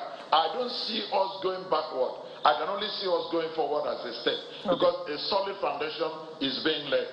Excellency, quickly, just before we go, the issue of security is a nationwide issue, but somehow, somehow Akwa Ibom has been very peaceful. How did that happen? Well, I think we started this discussion on that again, on the issue of launching maintain peace movement, how we can sustain peace. First of all, you need to see peace as a narrative that must be driven down. You need to see peace as something that we owe each other a duty. As one person's and another person's keeper, we must ensure you can only achieve peace if a brother to a brother live peaceably. If a village to a village, they drive that same narrative. So what we are doing right now is to go back to the grassroots, from village to community to local government, and then to state level to drive the narrative of peace, which is what we did yesterday, and which is also what we are preaching. And let me also appreciate our security agencies. I think this is one place where you cannot differentiate between the police, the army, the SSS, the civil defense, and all the paramilitary. The Navy, the Air Force, every single person is working towards the same goal. Okay. And you see all of us sitting together, looking at our tactical plans together, and execution is done also in sync with one another's skills and another's training. Okay. And then once we bring skill set and training and exposure all into one, I think we're able to achieve something. Well, Your Excellency, ignoring the fact that. My sincere apologies. In that same breath, do you see the template that you have been able to come up with, you and your government in Akwa Ibom, that you have been able to come up with? Do you see it as a template that can be replicated in different parts of the country? Yes, the peculiarities of security challenges in each state differ, but you sit together, among yourselves and the Nigerian Governors Forum, whether virtually or physically at your meetings, and I'm pretty sure that you share some experiences from time to time. Given the peculiarities, do you see certain principles of ensuring security that can facilitate development that all the governors can share and agree together to implement for the good of all Nigerians in different parts of the country? Because I'm sure that there are Akwa Ibomites in Kano, in Kaduna, everywhere else. So whatever happens in those states, certainly you are interested as well. Yes, absolutely. First of all, a Nigerian before an Akwa Ibomite. So, and in terms of principles of management, if you can manage a kiosk, you can manage a multinational. So whatsoever works on a subset of a subnational government can actually be magnified. I can only answer that question through this precisely, that determination is victory. Once you set your mind, once the passion is right, which is also what we drive in our other philosophy. Our other philosophy is trying to let us know that once the passion is right, nothing is impossible. So we need to put the right passion, we need to be determined as a people, and everybody must play his own role. I mean, there's no rocket science in these things. Determination is victory, my brother. Let us all be determined as a country that we want peace, and then there will be peace. That's all. And who are those people stoking this fire of disunity, discord? They are the elitist group. These are the elites. So if the well-informed, if the well-exposed, if the elites determine that there will be peace in Nigeria, trust me, there will be peace. Okay. Because we are the ones who are speaking. We are the ones who have the followership.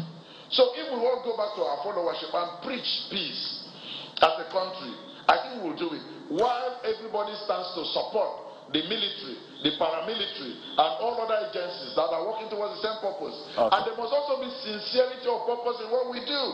Let us be sincere. I shouldn't be telling you one thing on the TV and be doing one thing behind. I shouldn't be acknowledging, I shouldn't be smiling at your face as a brother, and I go back and I backstab you. That's the problem we're having here.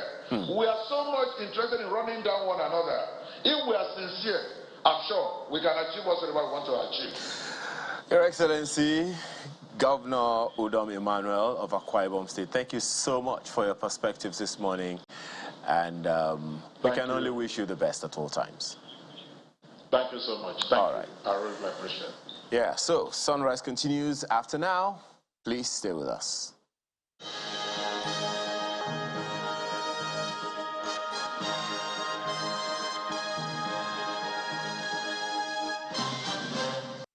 The Idu train station at the nation's capital is deserted. as workers of the Nigerian Railway Corporation begin a 3-day industrial action to demand improved welfare.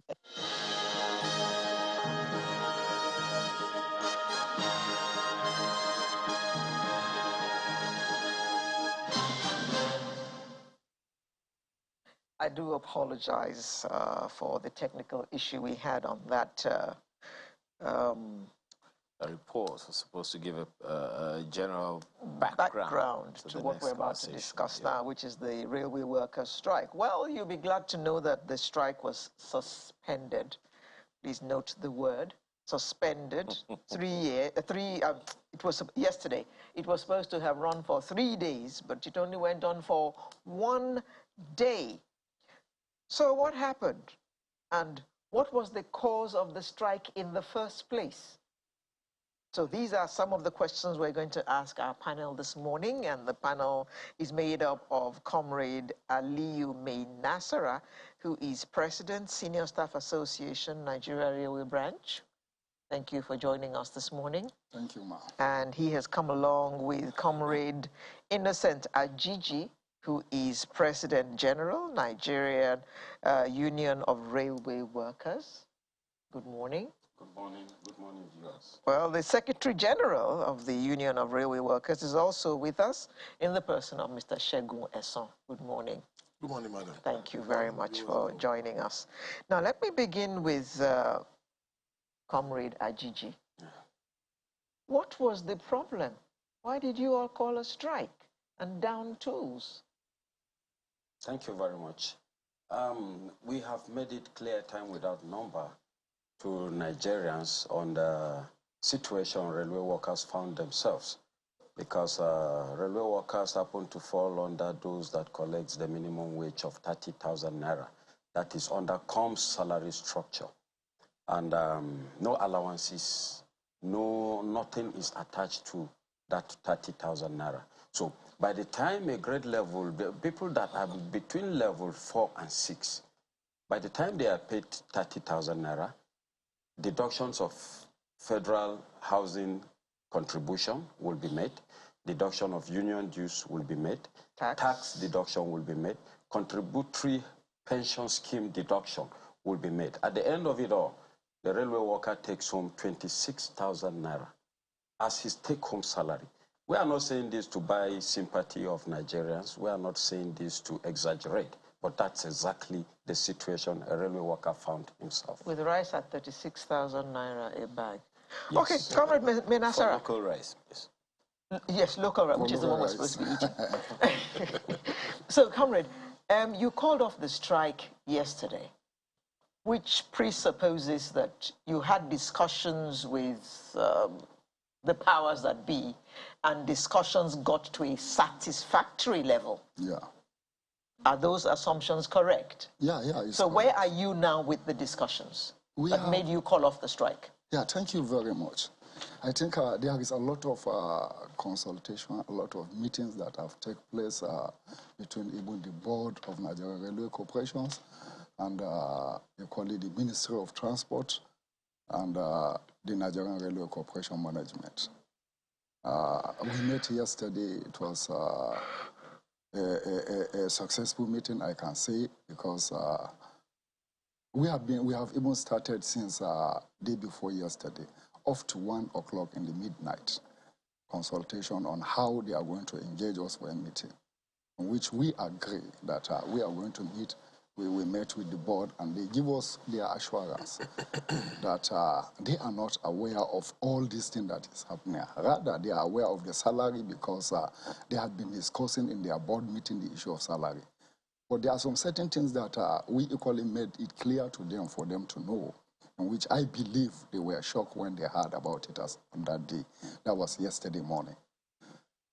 We give them example that a locomotive along a single train, or let me use the word train, single train, is more than how many, I can say maybe 7.5 billion naira. But imagine you hand it to somebody that his salary is now more than 30,000 naira. We made them to understand in this country, no any reasonable businessman can go in such investment. the lives of the people they are carrying. A train, only single train, carry 800 passengers per trip.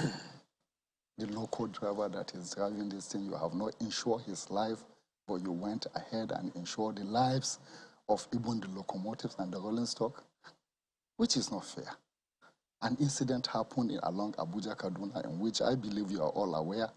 Supposing the life of that driver has gone, that's how his family are. They will only collect the burial expenses. So we now look at all these factors and we make them to understand that even Dangote, as far back as 1999, when I joined Railway, that was in 1998, I saw an advert from Dangote. He was making an advert that is looking for a trailer driver with a salary of 250,000 naira. As at then, I was even joking with one of my friends because they are in mechanical engineering.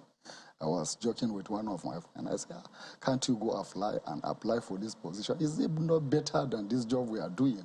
I tell him, he said, why can't you go? I said, no, because I'm too short. I cannot be able to have a trailer. So we are only joking. You understand? No, if Dangote can be able to provide 250,000 naira for a trailer driver, we are carrying 20 of that trailers in one pool. There is a jumbo we carry, we call it a jumbo train, where you can be able to marshal 50 wagons and pull by a single driver. But, Mr. Son. Mr. Mainasara.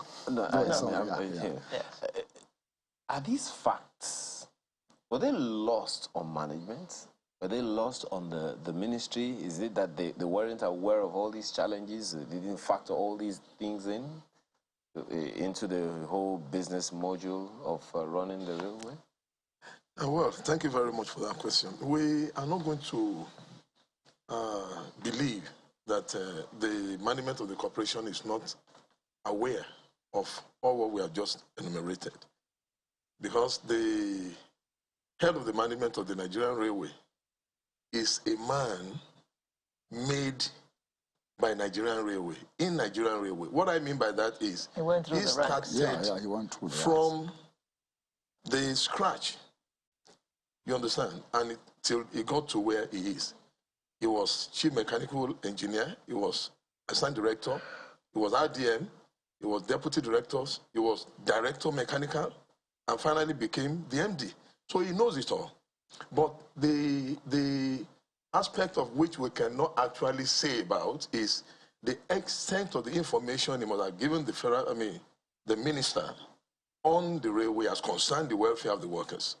But on our own part, we made several frantic efforts to meet with the minister and get his audience with a view to giving us the opportunity to express most of these problems we have for him. But quite unfortunately, maybe he has been too busy or probably doesn't have a time. He has not been as available as we would have expected.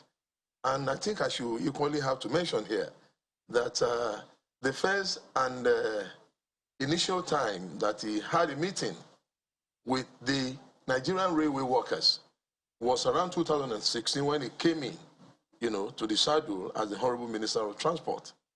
And the second such meeting he could have with us, which of course is summoned, was the one we had last Saturday, which was a response to the ongoing 3-day strike action, we have threatened and of course very heavily mediatized that we are going to embark on.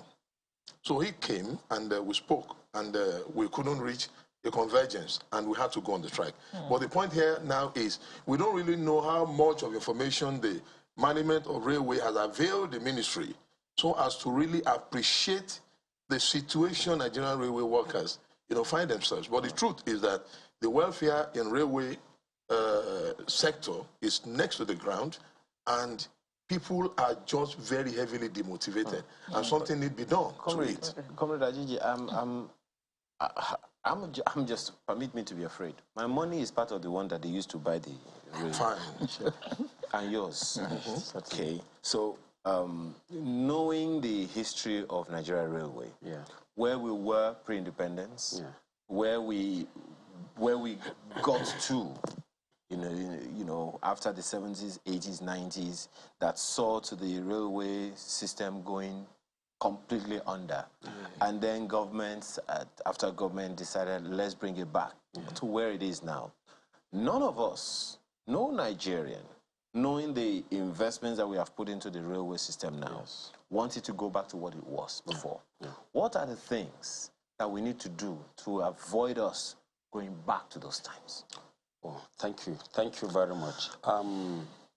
Of course, we as railway workers are so grateful to the administration of President Muhammadu Buhari for the huge infrastructural development that is actually taking place in our organization right now. And we are happy because he has shown commitment and he has proven that he is ready and willing to transform the railway to a modern railway. So we as workers are doing our best to make sure that we protect those infrastructures. You are aware that on our narrow gauge, there's heavy activities of vandalization that is going there, which of course we have turned ourselves to securities to make sure that we protect those properties of ours by giving information to security wherever we suspect any movement that could lead to the theft of our properties. And within the standard does that happen often? Very, very often. Yeah. Especially on our narrow gauge. Exactly. So, and that could likely be happening because the narrow gauge has been abandoned for some time, especially the Eastern Line. Because in the Western Line, we have trains that runs between Lagos and Kano on weekly basis, and those are passengers trains. Then we have goods trains that conveys pipes from Lagos to Zaria. And that because of the activities going on this line, that has minimized the activities of vandals. But when you go to the Eastern Line, where no train at all runs between Port Harcourt to Maiduguri, Port Harcourt to Kano, Port Harcourt to Jos, a lot of activities of theft of our properties, especially the main line, the main track where the train runs, are being perpetrated there. So we keep advising the Honorable President that His Excellency President Muhammadu Buhari, that he should not abandon the narrow gauge. They have been purchasing locomotives for the standard gauge, which of course the standard gauge covers only Lagos, Ibadan, Kaduna, Abuja, Warri, Itakpe, and which of course the narrow gauge covers 26 states of Nigeria. So which of course, if being abandoned, you can imagine the number of states that will be cut off from our train services. So we have been advising that locomotives be purchased, coaches be purchased, wagons be purchased, so that activities will resume fully in those axes. So if that is done, I am sure the system will be sustained and we are not going to go back to those days where nothing was happening at all. How about the people that are going to work those routes that you just talked about now? Certainly we have a good number of people on ground that can man the activities of the corporation. In the past, we used to have over 46,000 workers in railway. But as I talk to you now, we have approximately 10,900 and some figures of members of staff that are working in the organization. So yet, if we can have enough locomotive and whatever, this very particular number can still sustain the services of the corporation. Now, comrade, those who vandalize the narrow gauge, what do they do with the stuff that they take from there? Thank you very much. It will interest you to know that we have a lot of iron and steel companies in Nigeria. So when those things are vandalized, they are being sold off to most of those companies. And these are companies that are aware that these are government properties, but yet they buy it from the vandals. So that is the situation we found ourselves, and this country is so funny enough that nobody would see such a thing and report to the security. So that's the situation. Has there been any companies specifically mentioned to the security agents, and anything has been done to that company? To the best of our knowledge, we are not aware of that. Okay. But we are aware of a lot of arrests and even a conviction of a lot of suspects that were arrested. Yeah. Okay, Comrade Menasara, the strike has been suspended, which means that the strike can be resumed at any time. Yeah. So what are the conditions under which the strike will not resume? Thank you, Ma. We have discussed with the board and in which they give us assurance that as at yesterday, they promised that they are going to meet with the Honorable Minister of Transport, and in which after our meeting around, I think, 4 o'clock or thereabout, we come to know that they equally met with the Minister of Transport. With the hope that we are going to end the strike as at that yesterday, so that at least they can be able to forward. To give them time to have further discussions. So okay, how much time do they have before they get back to you? We agree that let it be from now to December time, whatever they are going to do, because there are a lot of work to do. Even the condition of service has to equally be looked into, because it was reviewed last in 1978. And I think we are even working without no condition of service in the railway. That's funny. That's the truth. That's very, very funny. Yeah. 1978. That is 1978. And you all are still working? Funny. That's because we are working with no condition of service. Ouch. And we have been agitating for this. Please, just back up a little. 1978. Yeah. That's how many years ago now? My math is not over 45 years. Yeah. 43 years. That's the truth. Anyway, it's not as if we are not aware of that. We are aware. But that portends, that underscores the level of cooperation we've been able to give to the federal government as well as to the management of the corporation. Why I'm saying this is, we knew the extent of the investment of the railway, of, building the infrastructure. So we felt it would not be understood by the larger Nigerian society. It would be like sabotage, if we should go on strike. Yes. So we have taken a lot of terrible situations. We have so decided to live with it. But when we now saw, no, we couldn't go any further. And more so that the transformation, the infrastructural renewal in the corporation is getting really more profound. We felt we should help the government. And how do you want to help the government? You can't invest and, turn the rail system into such very beautiful enterprise, delivering quite fantastic, effective and efficient rail services. And those people, you are going to commit those infrastructure, those equipment you have procured with trillions of naira, are not rightly motivated, you won't get results. And I think it is more important. You don't get to be concentrating on building just one aspect of your factors of production, which is man, machine, and money.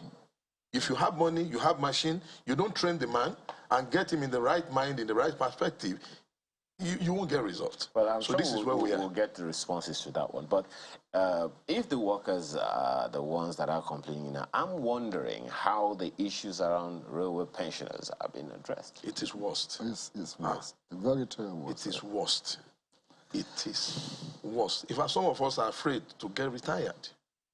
It is worst. That's the truth. Well, we hope that all these will be looked into before December, because December in Nigeria is a time when many Nigerians travel, and your services will be required to move them around the country to spend the holiday period with their families.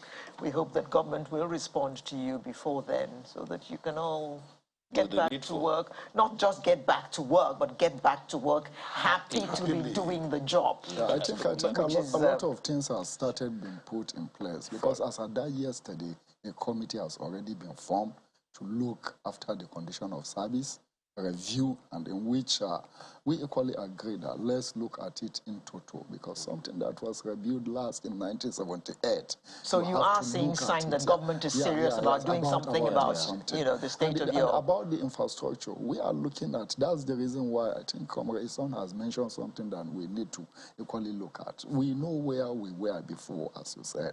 We don't want to go back to that regime.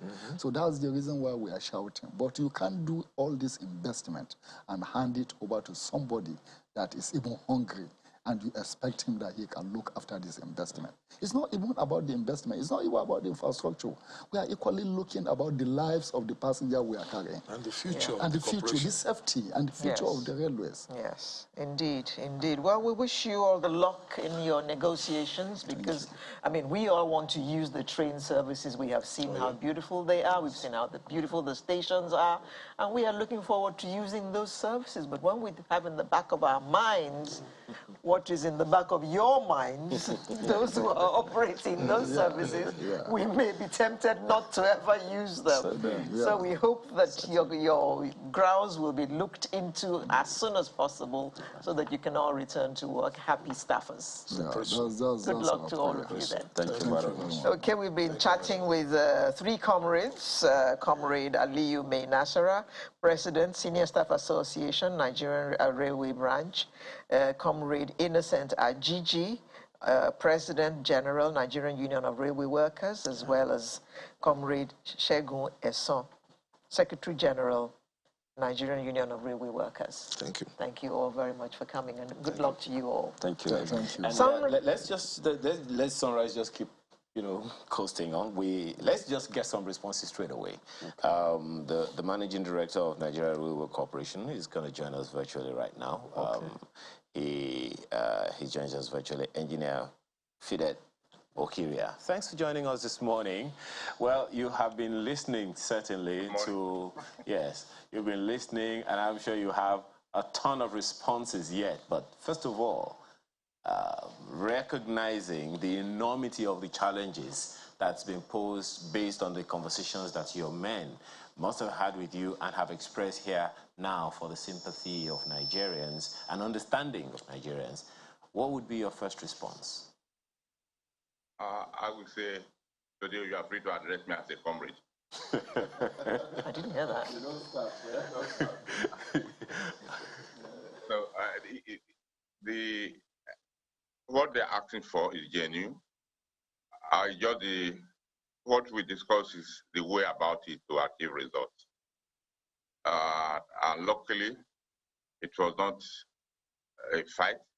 There were no. They understood, and there were no attempts to destroy the property as it used to be in those days. So the strike, they asked for, they said 3 days, but we were able to talk with them, and they saw reason and they came back. We are civil servants, a parastatal of the Federal Republic of Nigeria, and there are laws and principles guiding the salary structure for everybody that draws his salary from government. We have met, and the management, ministry, board, and the union representative sat and looked at it and find out the best way to go about it. That's why they call off the strike. And they know we are doing our best to make life more comfortable, not just for the Nigerian Railway men, but at least for every Nigerian, because we cannot isolate ourselves from the entire system of the country. So as we have resumed today, train will start running. We address the issue raised by them, and we don't isolate them. We make them part of the people to find the solution to all the issues raised. And before now, they have been part of that.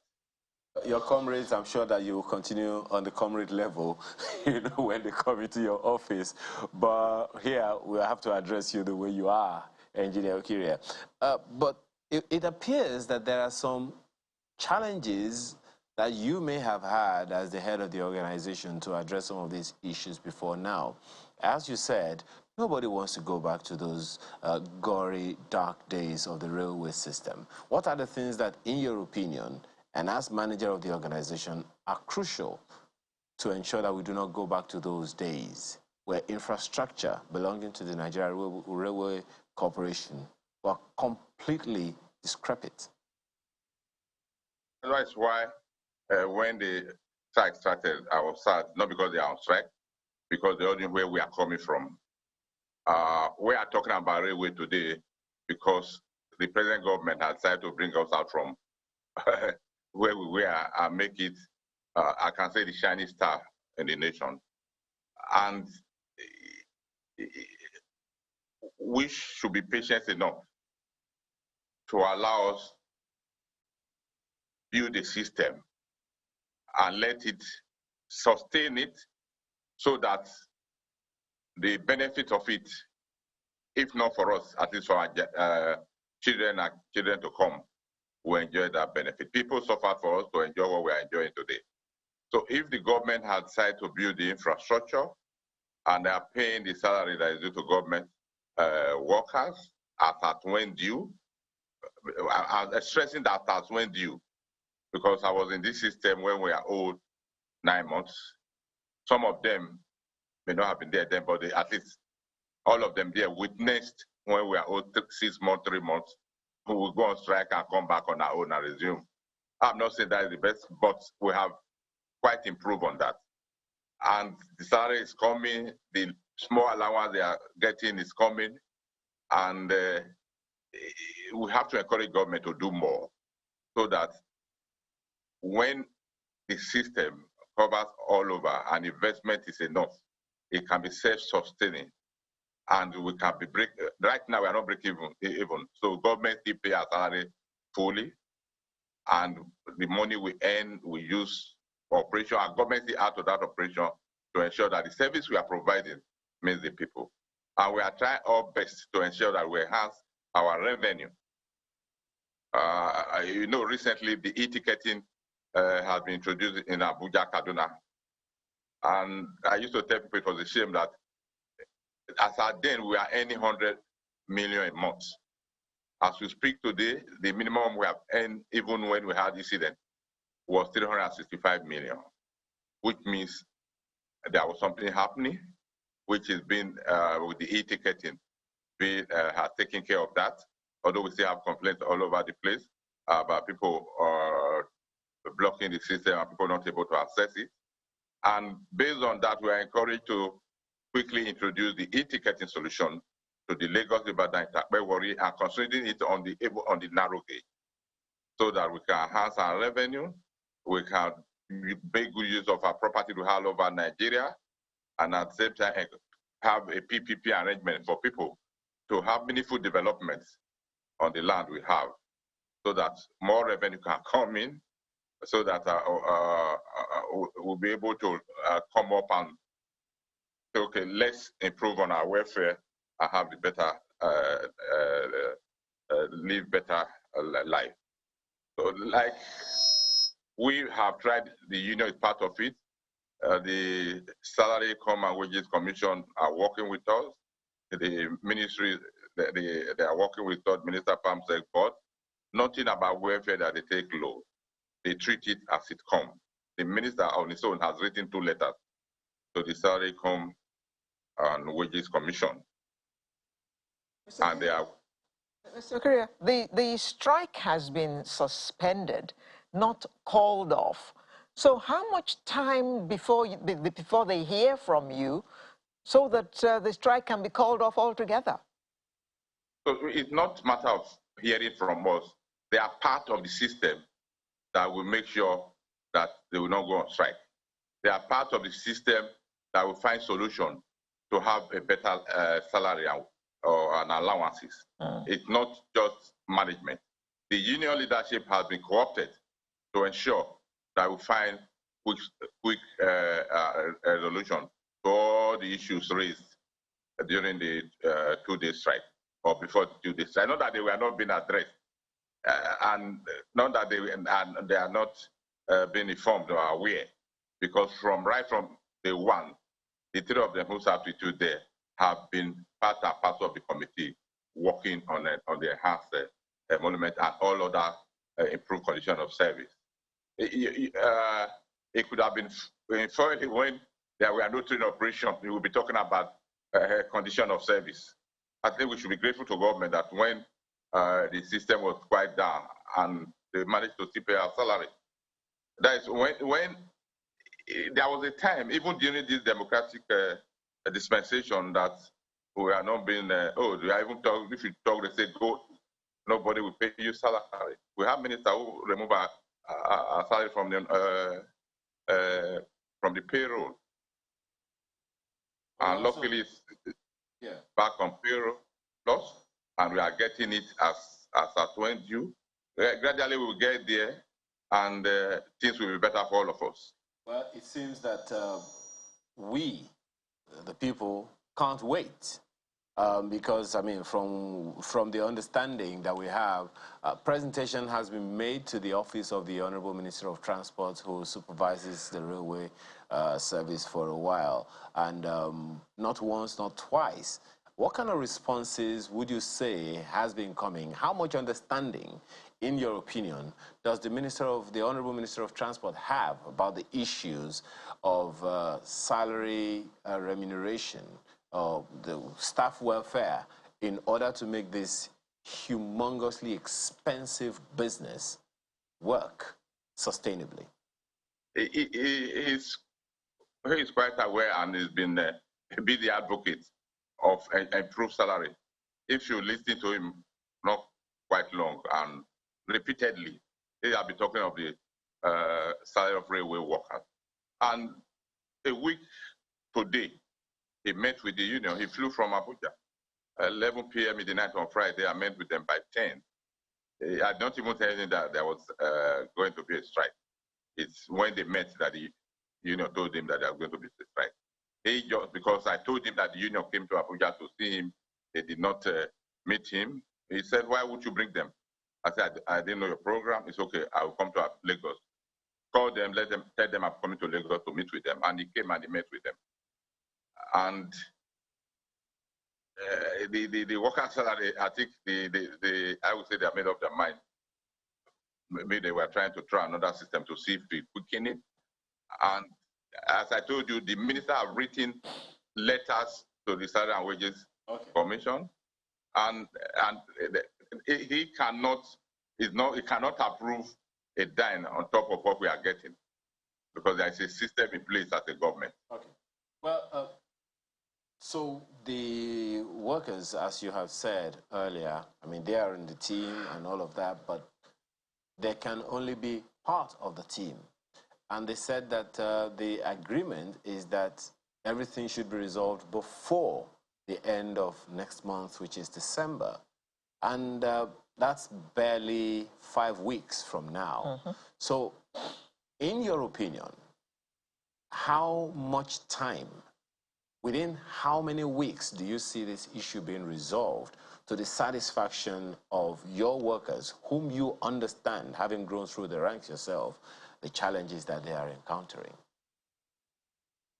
You see, the call for a 3-day warning strike, and due to their commitment and understanding and seeing where we are, they decide to call it a suspend it.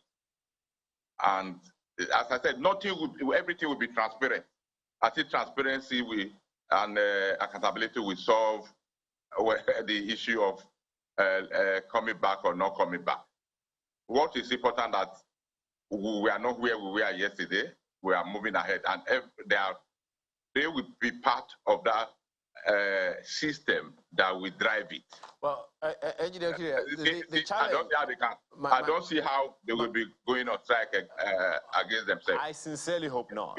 Because don't also forget that we have had cases where unions have been part of government committees, and at the end of the day, government still did not fulfill its own side of the obligation. An example which you are well aware is ASU, which issues is still on staggered feet right now. So one is that's why I'm asking this question. From your own position as the head of the organization, who has to interface with government and with your workers, in how many weeks do you see this issue being resolved, irrespective of whatever partnership or whatever is even as we speak? Some of their demands have been addressed and are fully resolved. Some are not fully resolved. And as I told them yesterday, no problem can be resolved 100%. no problem. I can't guarantee that. Okay. But those that are redeemable will be redeemed as quick as possible, and they will see it, and that will be a sign of good things to come. Okay. Well, you have spoken to the revenue cycle of the NRC right now, at least as at the moment. But then one of your comrades, speaking with us the other time, said that there was a time in this country that railway workers were in the region of 40,000, but as at this moment, barely 10,000 workers. Yet, we hear of expansionary projects. He also mentioned, you talked about, standard gauge rail and all those things. And so it is sounding like, okay, maybe I should make it a question. Is there a recruitment drive in the offing, given the expansions that the NRC is likely to embark on or is already on at the moment? You see, technology is changing, methodology of the workplace are changing. When I joined the railway in 1987, I think we were about 26, but we used to be 45, 46. And don't forget, we started from steam locomotive, then we went to diesel mechanical, and now we are in diesel electric. And we are hoping very soon we go electric. As you go into modernization, the number of staff required will also be going down. But however, the staff did not drastically go down. But because that was the idea of government, I think at the time they said close the railway. And they were retrenching almost on an annual basis. So by the time this process started, we were barely 4,000 plus. And this administration has added close to another 4,000 when we opened Abuja, Kaduna, Itakpe, Warri, so that they will have the system of getting staff that are retiring and properly train the staff that are taking over. Because in the rail, you don't have them in the schools, either polytechnic universities. Only now that the present administration is trying to bring in University of Transportation, rail technology, all over the place. We don't have it here. When I joined the railway as an engineer, I have to undergo 2 years privilege before I was assigned duty, so that I know the system very well. Okay. The same thing. When you employ a driver, it takes him 6 months, 6 years before he can drive a locomotive, because we know the cost, and he has to experience not only the equipment he's handling, he has to also learn the route because it's a permanent route, it's not like the road you can cut corners. So we are engaging, Lagos, Ibadan, we are yet to engage people on that, and we are trying to pass through the process of getting approvals so that you can engage them, because nobody deploys anybody employed new. It's only after 2 years they are sent to any office or assignment. Okay. Mr. Akiria, how much security goes with your trains as they move around their various routes? I'm happy to say that the Nigerian system, the security system, has taken it seriously, and they have taken making sure that the rail is properly protected. As we speak, at every coach, we have 2 armed policemen, 1 on a plane, and we have both the police and civil defense and DSS. And right now, you have the Air Force supporting us with the air survey. We're also trying to go into more technology so that we can have real-time monitoring of our track, either by satellite or by some other system, so that even on my phone, I can monitor the train or the track. So we are working on that and trying to get where other developed world are in train operation. That is part of the signaling and communication that we are introducing into our system. I'm glad that you say that you can monitor your trains from your phone, because there was a video that went viral of a train going from Itakwe to Warri and stopped somewhere in the bush to pick up passengers. Is that really possible? It's not possible. What happened there is it's one-off thing. What happened, and the people have researched on. You know, before the Itakwe Warri train was officially commissioned, the track was ready, and we had an arrangement in place before the station was ready, because the track had been partly ready for over, let's say, about 20 years back. So when they came back and they had said, okay, let's quickly deploy so that they don't vandalize. And we have what we call hall station. As at that time, we were doing free service, carrying people from Itakwe to Warri free of charge. We did that for a very long time. Okay. And we had what we call hot stations. That particular spot was a hot station. And when the station were ready, we stopped operating there. We now ensure that trains stop at the station. A hot station is a place on the main line where there are no loop line where the train can park and pick up people. So I don't know what entered well, the driver, but we have checked that. And to clarify things. It's always good to put out the correct information and to clarify, otherwise people will always go with the information that is available to them. For now, Engineer Fidetu Kiria, Managing Director of Nigeria Railway Corporation, we thank you very much for the light you have thrown on some issues and hope for the best from your office for Nigerians. Thank you once again. Thank you for your support. Thank you. God bless you. All right. So when we return in a moment or two, it'll be the home stretch. Do stay with us.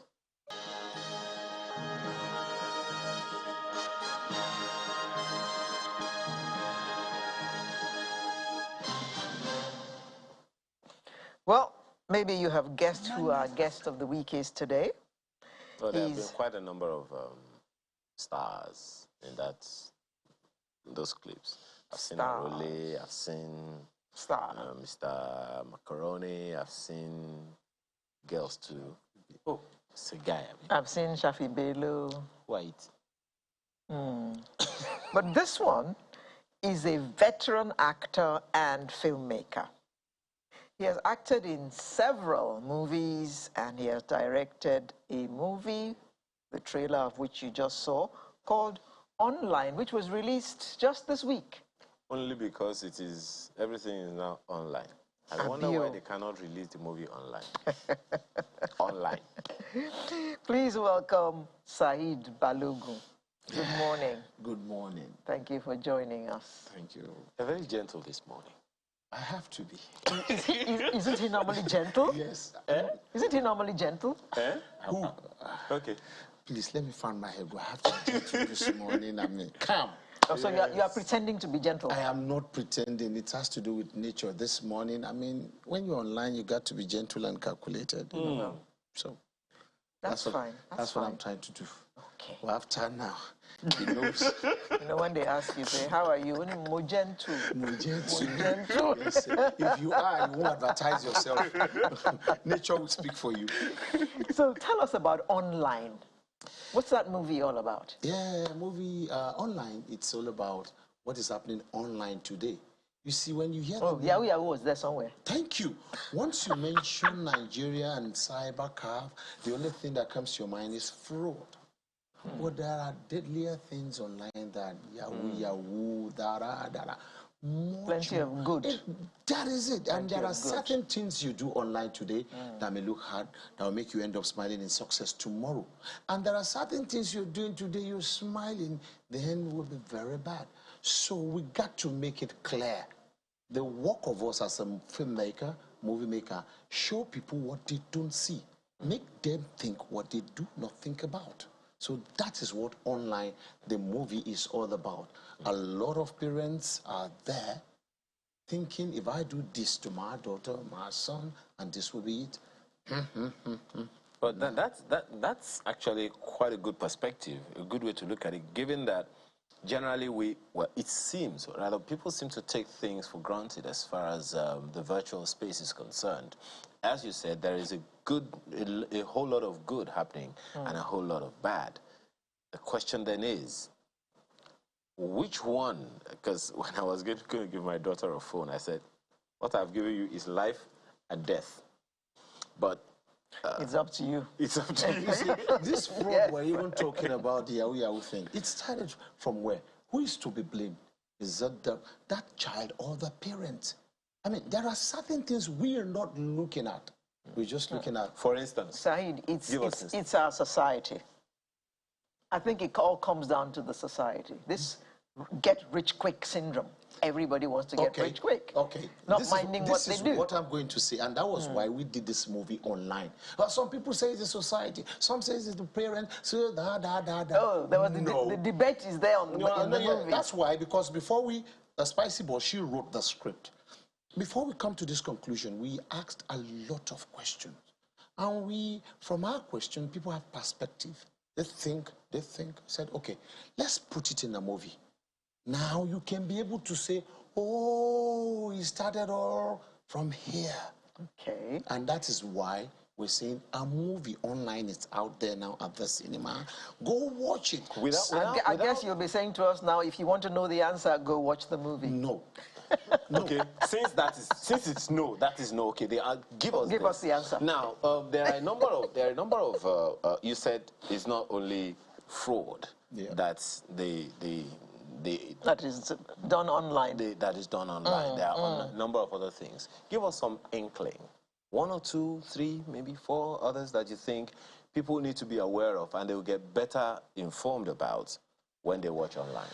You see these questions, this movie you see, it can turn to series. We can make it as a serial movie. Let me give you an example. Do you know yourself, by this time you sit too much in front of a computer, looking at it 24/7, at certain age, when it gets to certain age, certain things can happen. Do you know that? I don't know. I'm not a medically inclined person. When you read about it, you see there are a lot of things, rather than the Yahoo thing, online going on. If you 247, your eyes is computer blue into your eyes. So where can we watch online, please? God bless you. At every cinema in Nigeria now. Okay. It's there everywhere. Fever is distributing it. I mean, it's there. And one thing again, we try to kill, let's say, 2 birds with 1 stone. 10 birds with 1 stone. When you we talk of young talents today, okay, they are busy doing Yahoo, doing this. Have you given them something that can take away their time and make much money? That was why inside Balogun Production, we brought out a girl who has never acted before. Yeah. Memory Aromasele. She's our student. She's never acted. And she played the lead role and more alongside with Jibola Dabo, Shafi Bello, Frank Dongan, the actor. I mean, Macaroni, Woli, Aroli, MC, Lively, Sunny Danger, host, Jennifer Eliogo, playing along with them. That's why I told all of you, there are certain things you can do, and the whole world will go, wow. Not when they hear the name Nigeria, they have another perspective. It's interesting that you bring it out, this way, because, to a large extent, one would, and this is one of the questions that I asked another filmmaker, another movie maker like yourself, when they came. Putting instructional information into movies is supposed to be the norm, but unfortunately, it seems that's like it's not commercially viable to do that. Developmental information, developmental movies, developmental media content, such as the kind of thing that I would say that you have done now. How do we bring that? How do we mainstream development information in movies? You see, it has to do with the audience, with our fans. You see, if I do a movie like online now, trying to tell the parents, wake up, the young one out there, you can do better, and nobody comes to the cinema, and somebody did one wishy-washy movie, and that person is doling on millions, you're going to give it a second thought. You see, it is you people that can really make it happen. Which people? The audience. When you come to the cinema to see a movie, if I didn't do it right, tell it to my face. I will. Please, it is in criticisms, it is good and bad. If you criticize me, I feel bad though. I've put in much money, but I'll do better next time. Exactly. I'll do better next time. So how well do the movie-making community take such quote-unquote negative criticism? I have to. Like now, I did it in conjunction with Which Media, and they told me to my face, if we do it well, applaud. If they criticize us, we should not fight. Let's work on it. Learn from it. Learn, and let's pick it up from there. I'm speaking more from the industry perspective now, not your person. Yeah, I can only speak for myself, but from the industry perspective, if they criticize us, we should take it in a good way. There are some bad criticisms, but if it's a good one that has to do with my job, I may argue it out, but once I'm in my closet, I will sit, rethink. Okay. Is this the first movie you're producing? No. I did the first 2 casts in the history of Africa, Modupe Timi, then the Ankara. I've done a lot. Okay. I've done a lot. I did a movie. I am the only black boy. Everybody in the movie, they're Caucasians. I was going somewhere with that question. Yeah. This is not the first one. The question now is, what do you think about the growth of Nollywood? Since you have been in it as an actor, you have been there as a director and producer, so you know the two sides, and you have been there long enough to critique it for us. The only thing, let me bring the question, answer your question from this point. We're getting too many crowd. These days, do we celebrate talent that much? All we need now is oneness and structure. If you're good at what you're doing as an artist, as an actor, I should be able to fish you out.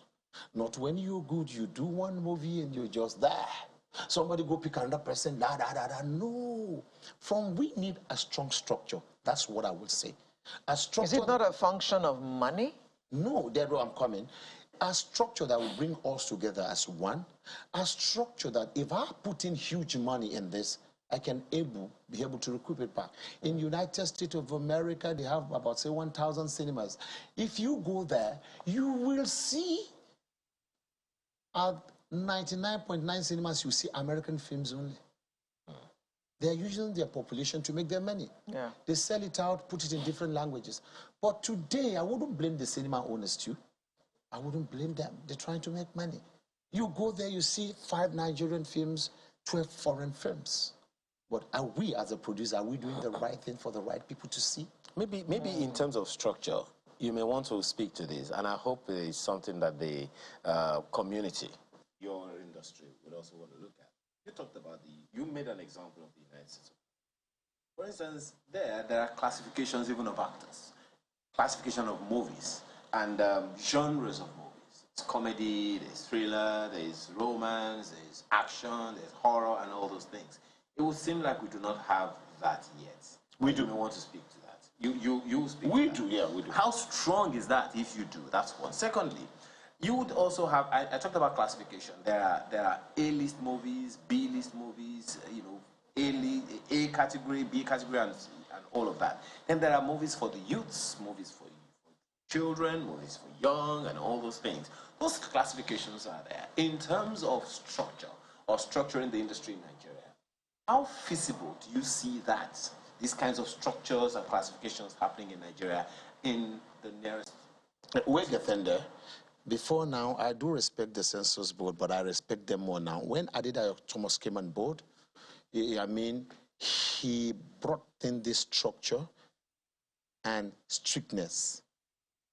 He brought in the structure and strictness that the census board now will classify your film. If it is 15 meant for the youth, 18, 20 general, it's there now. Mm-hmm. The man is so strict about it. That is in his own kaku. That is in his own environment. And movie environment is large. That is just census board to censor us. Which movies are going to the cinemas? Who are the people to see it? Mm-hmm. Who are we? They are working on that now. I did that almost from the census board. He's not smiling at you at all. Once you do it, it gets you though. And he always say one thing: if you want to repair a country, you have too many friends, you can't make it happen. Let me use you asked two questions, local right? palace. Let me wunjo you on this one. And I want to believe that there's been a great improvement. Okay.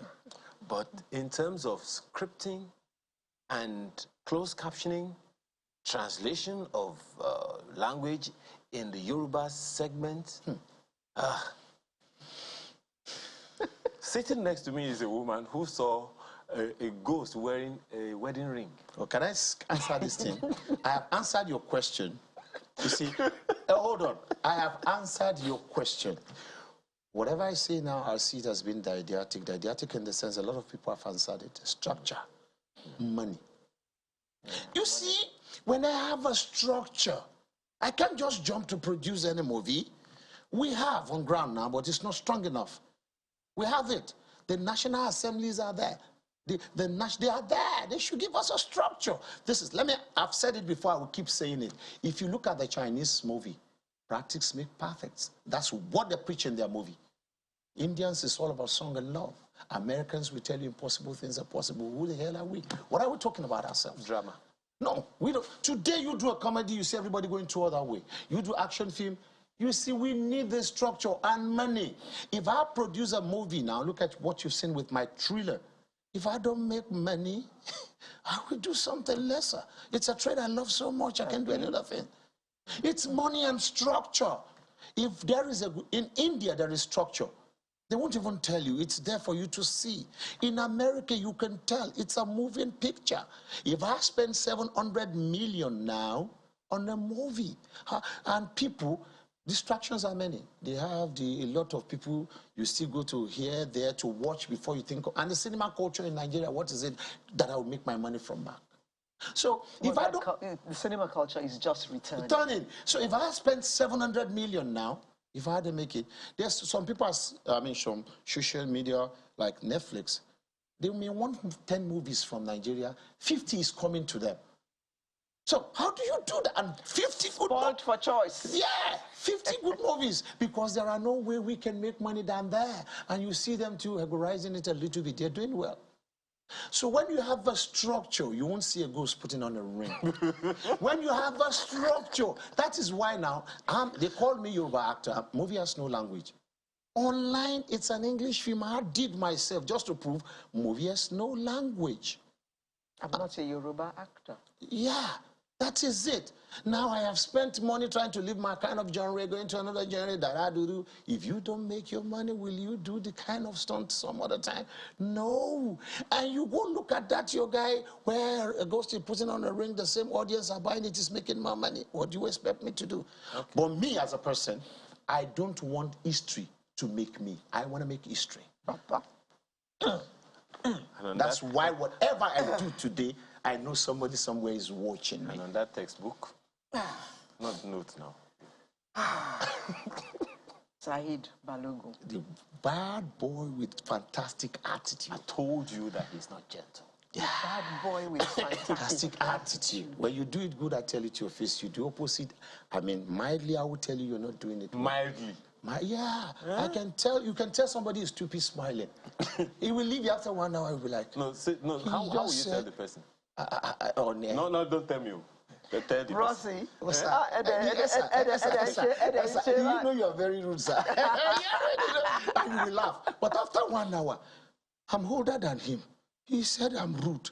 But when he said it mildly... Alero, please get this guy out of this. Saheed He just called me rude. No, I'm not waiting for 1 hour. Thank you very much. It's because I've gingered you to it. You wouldn't know this. It's not ginger. It's not ginger. All right, my movies are the cinema. Online, everywhere Fever is distributing it. Please come out and watch it. So online is not online? Yeah, it's a movie, special movie at the cinema now showing.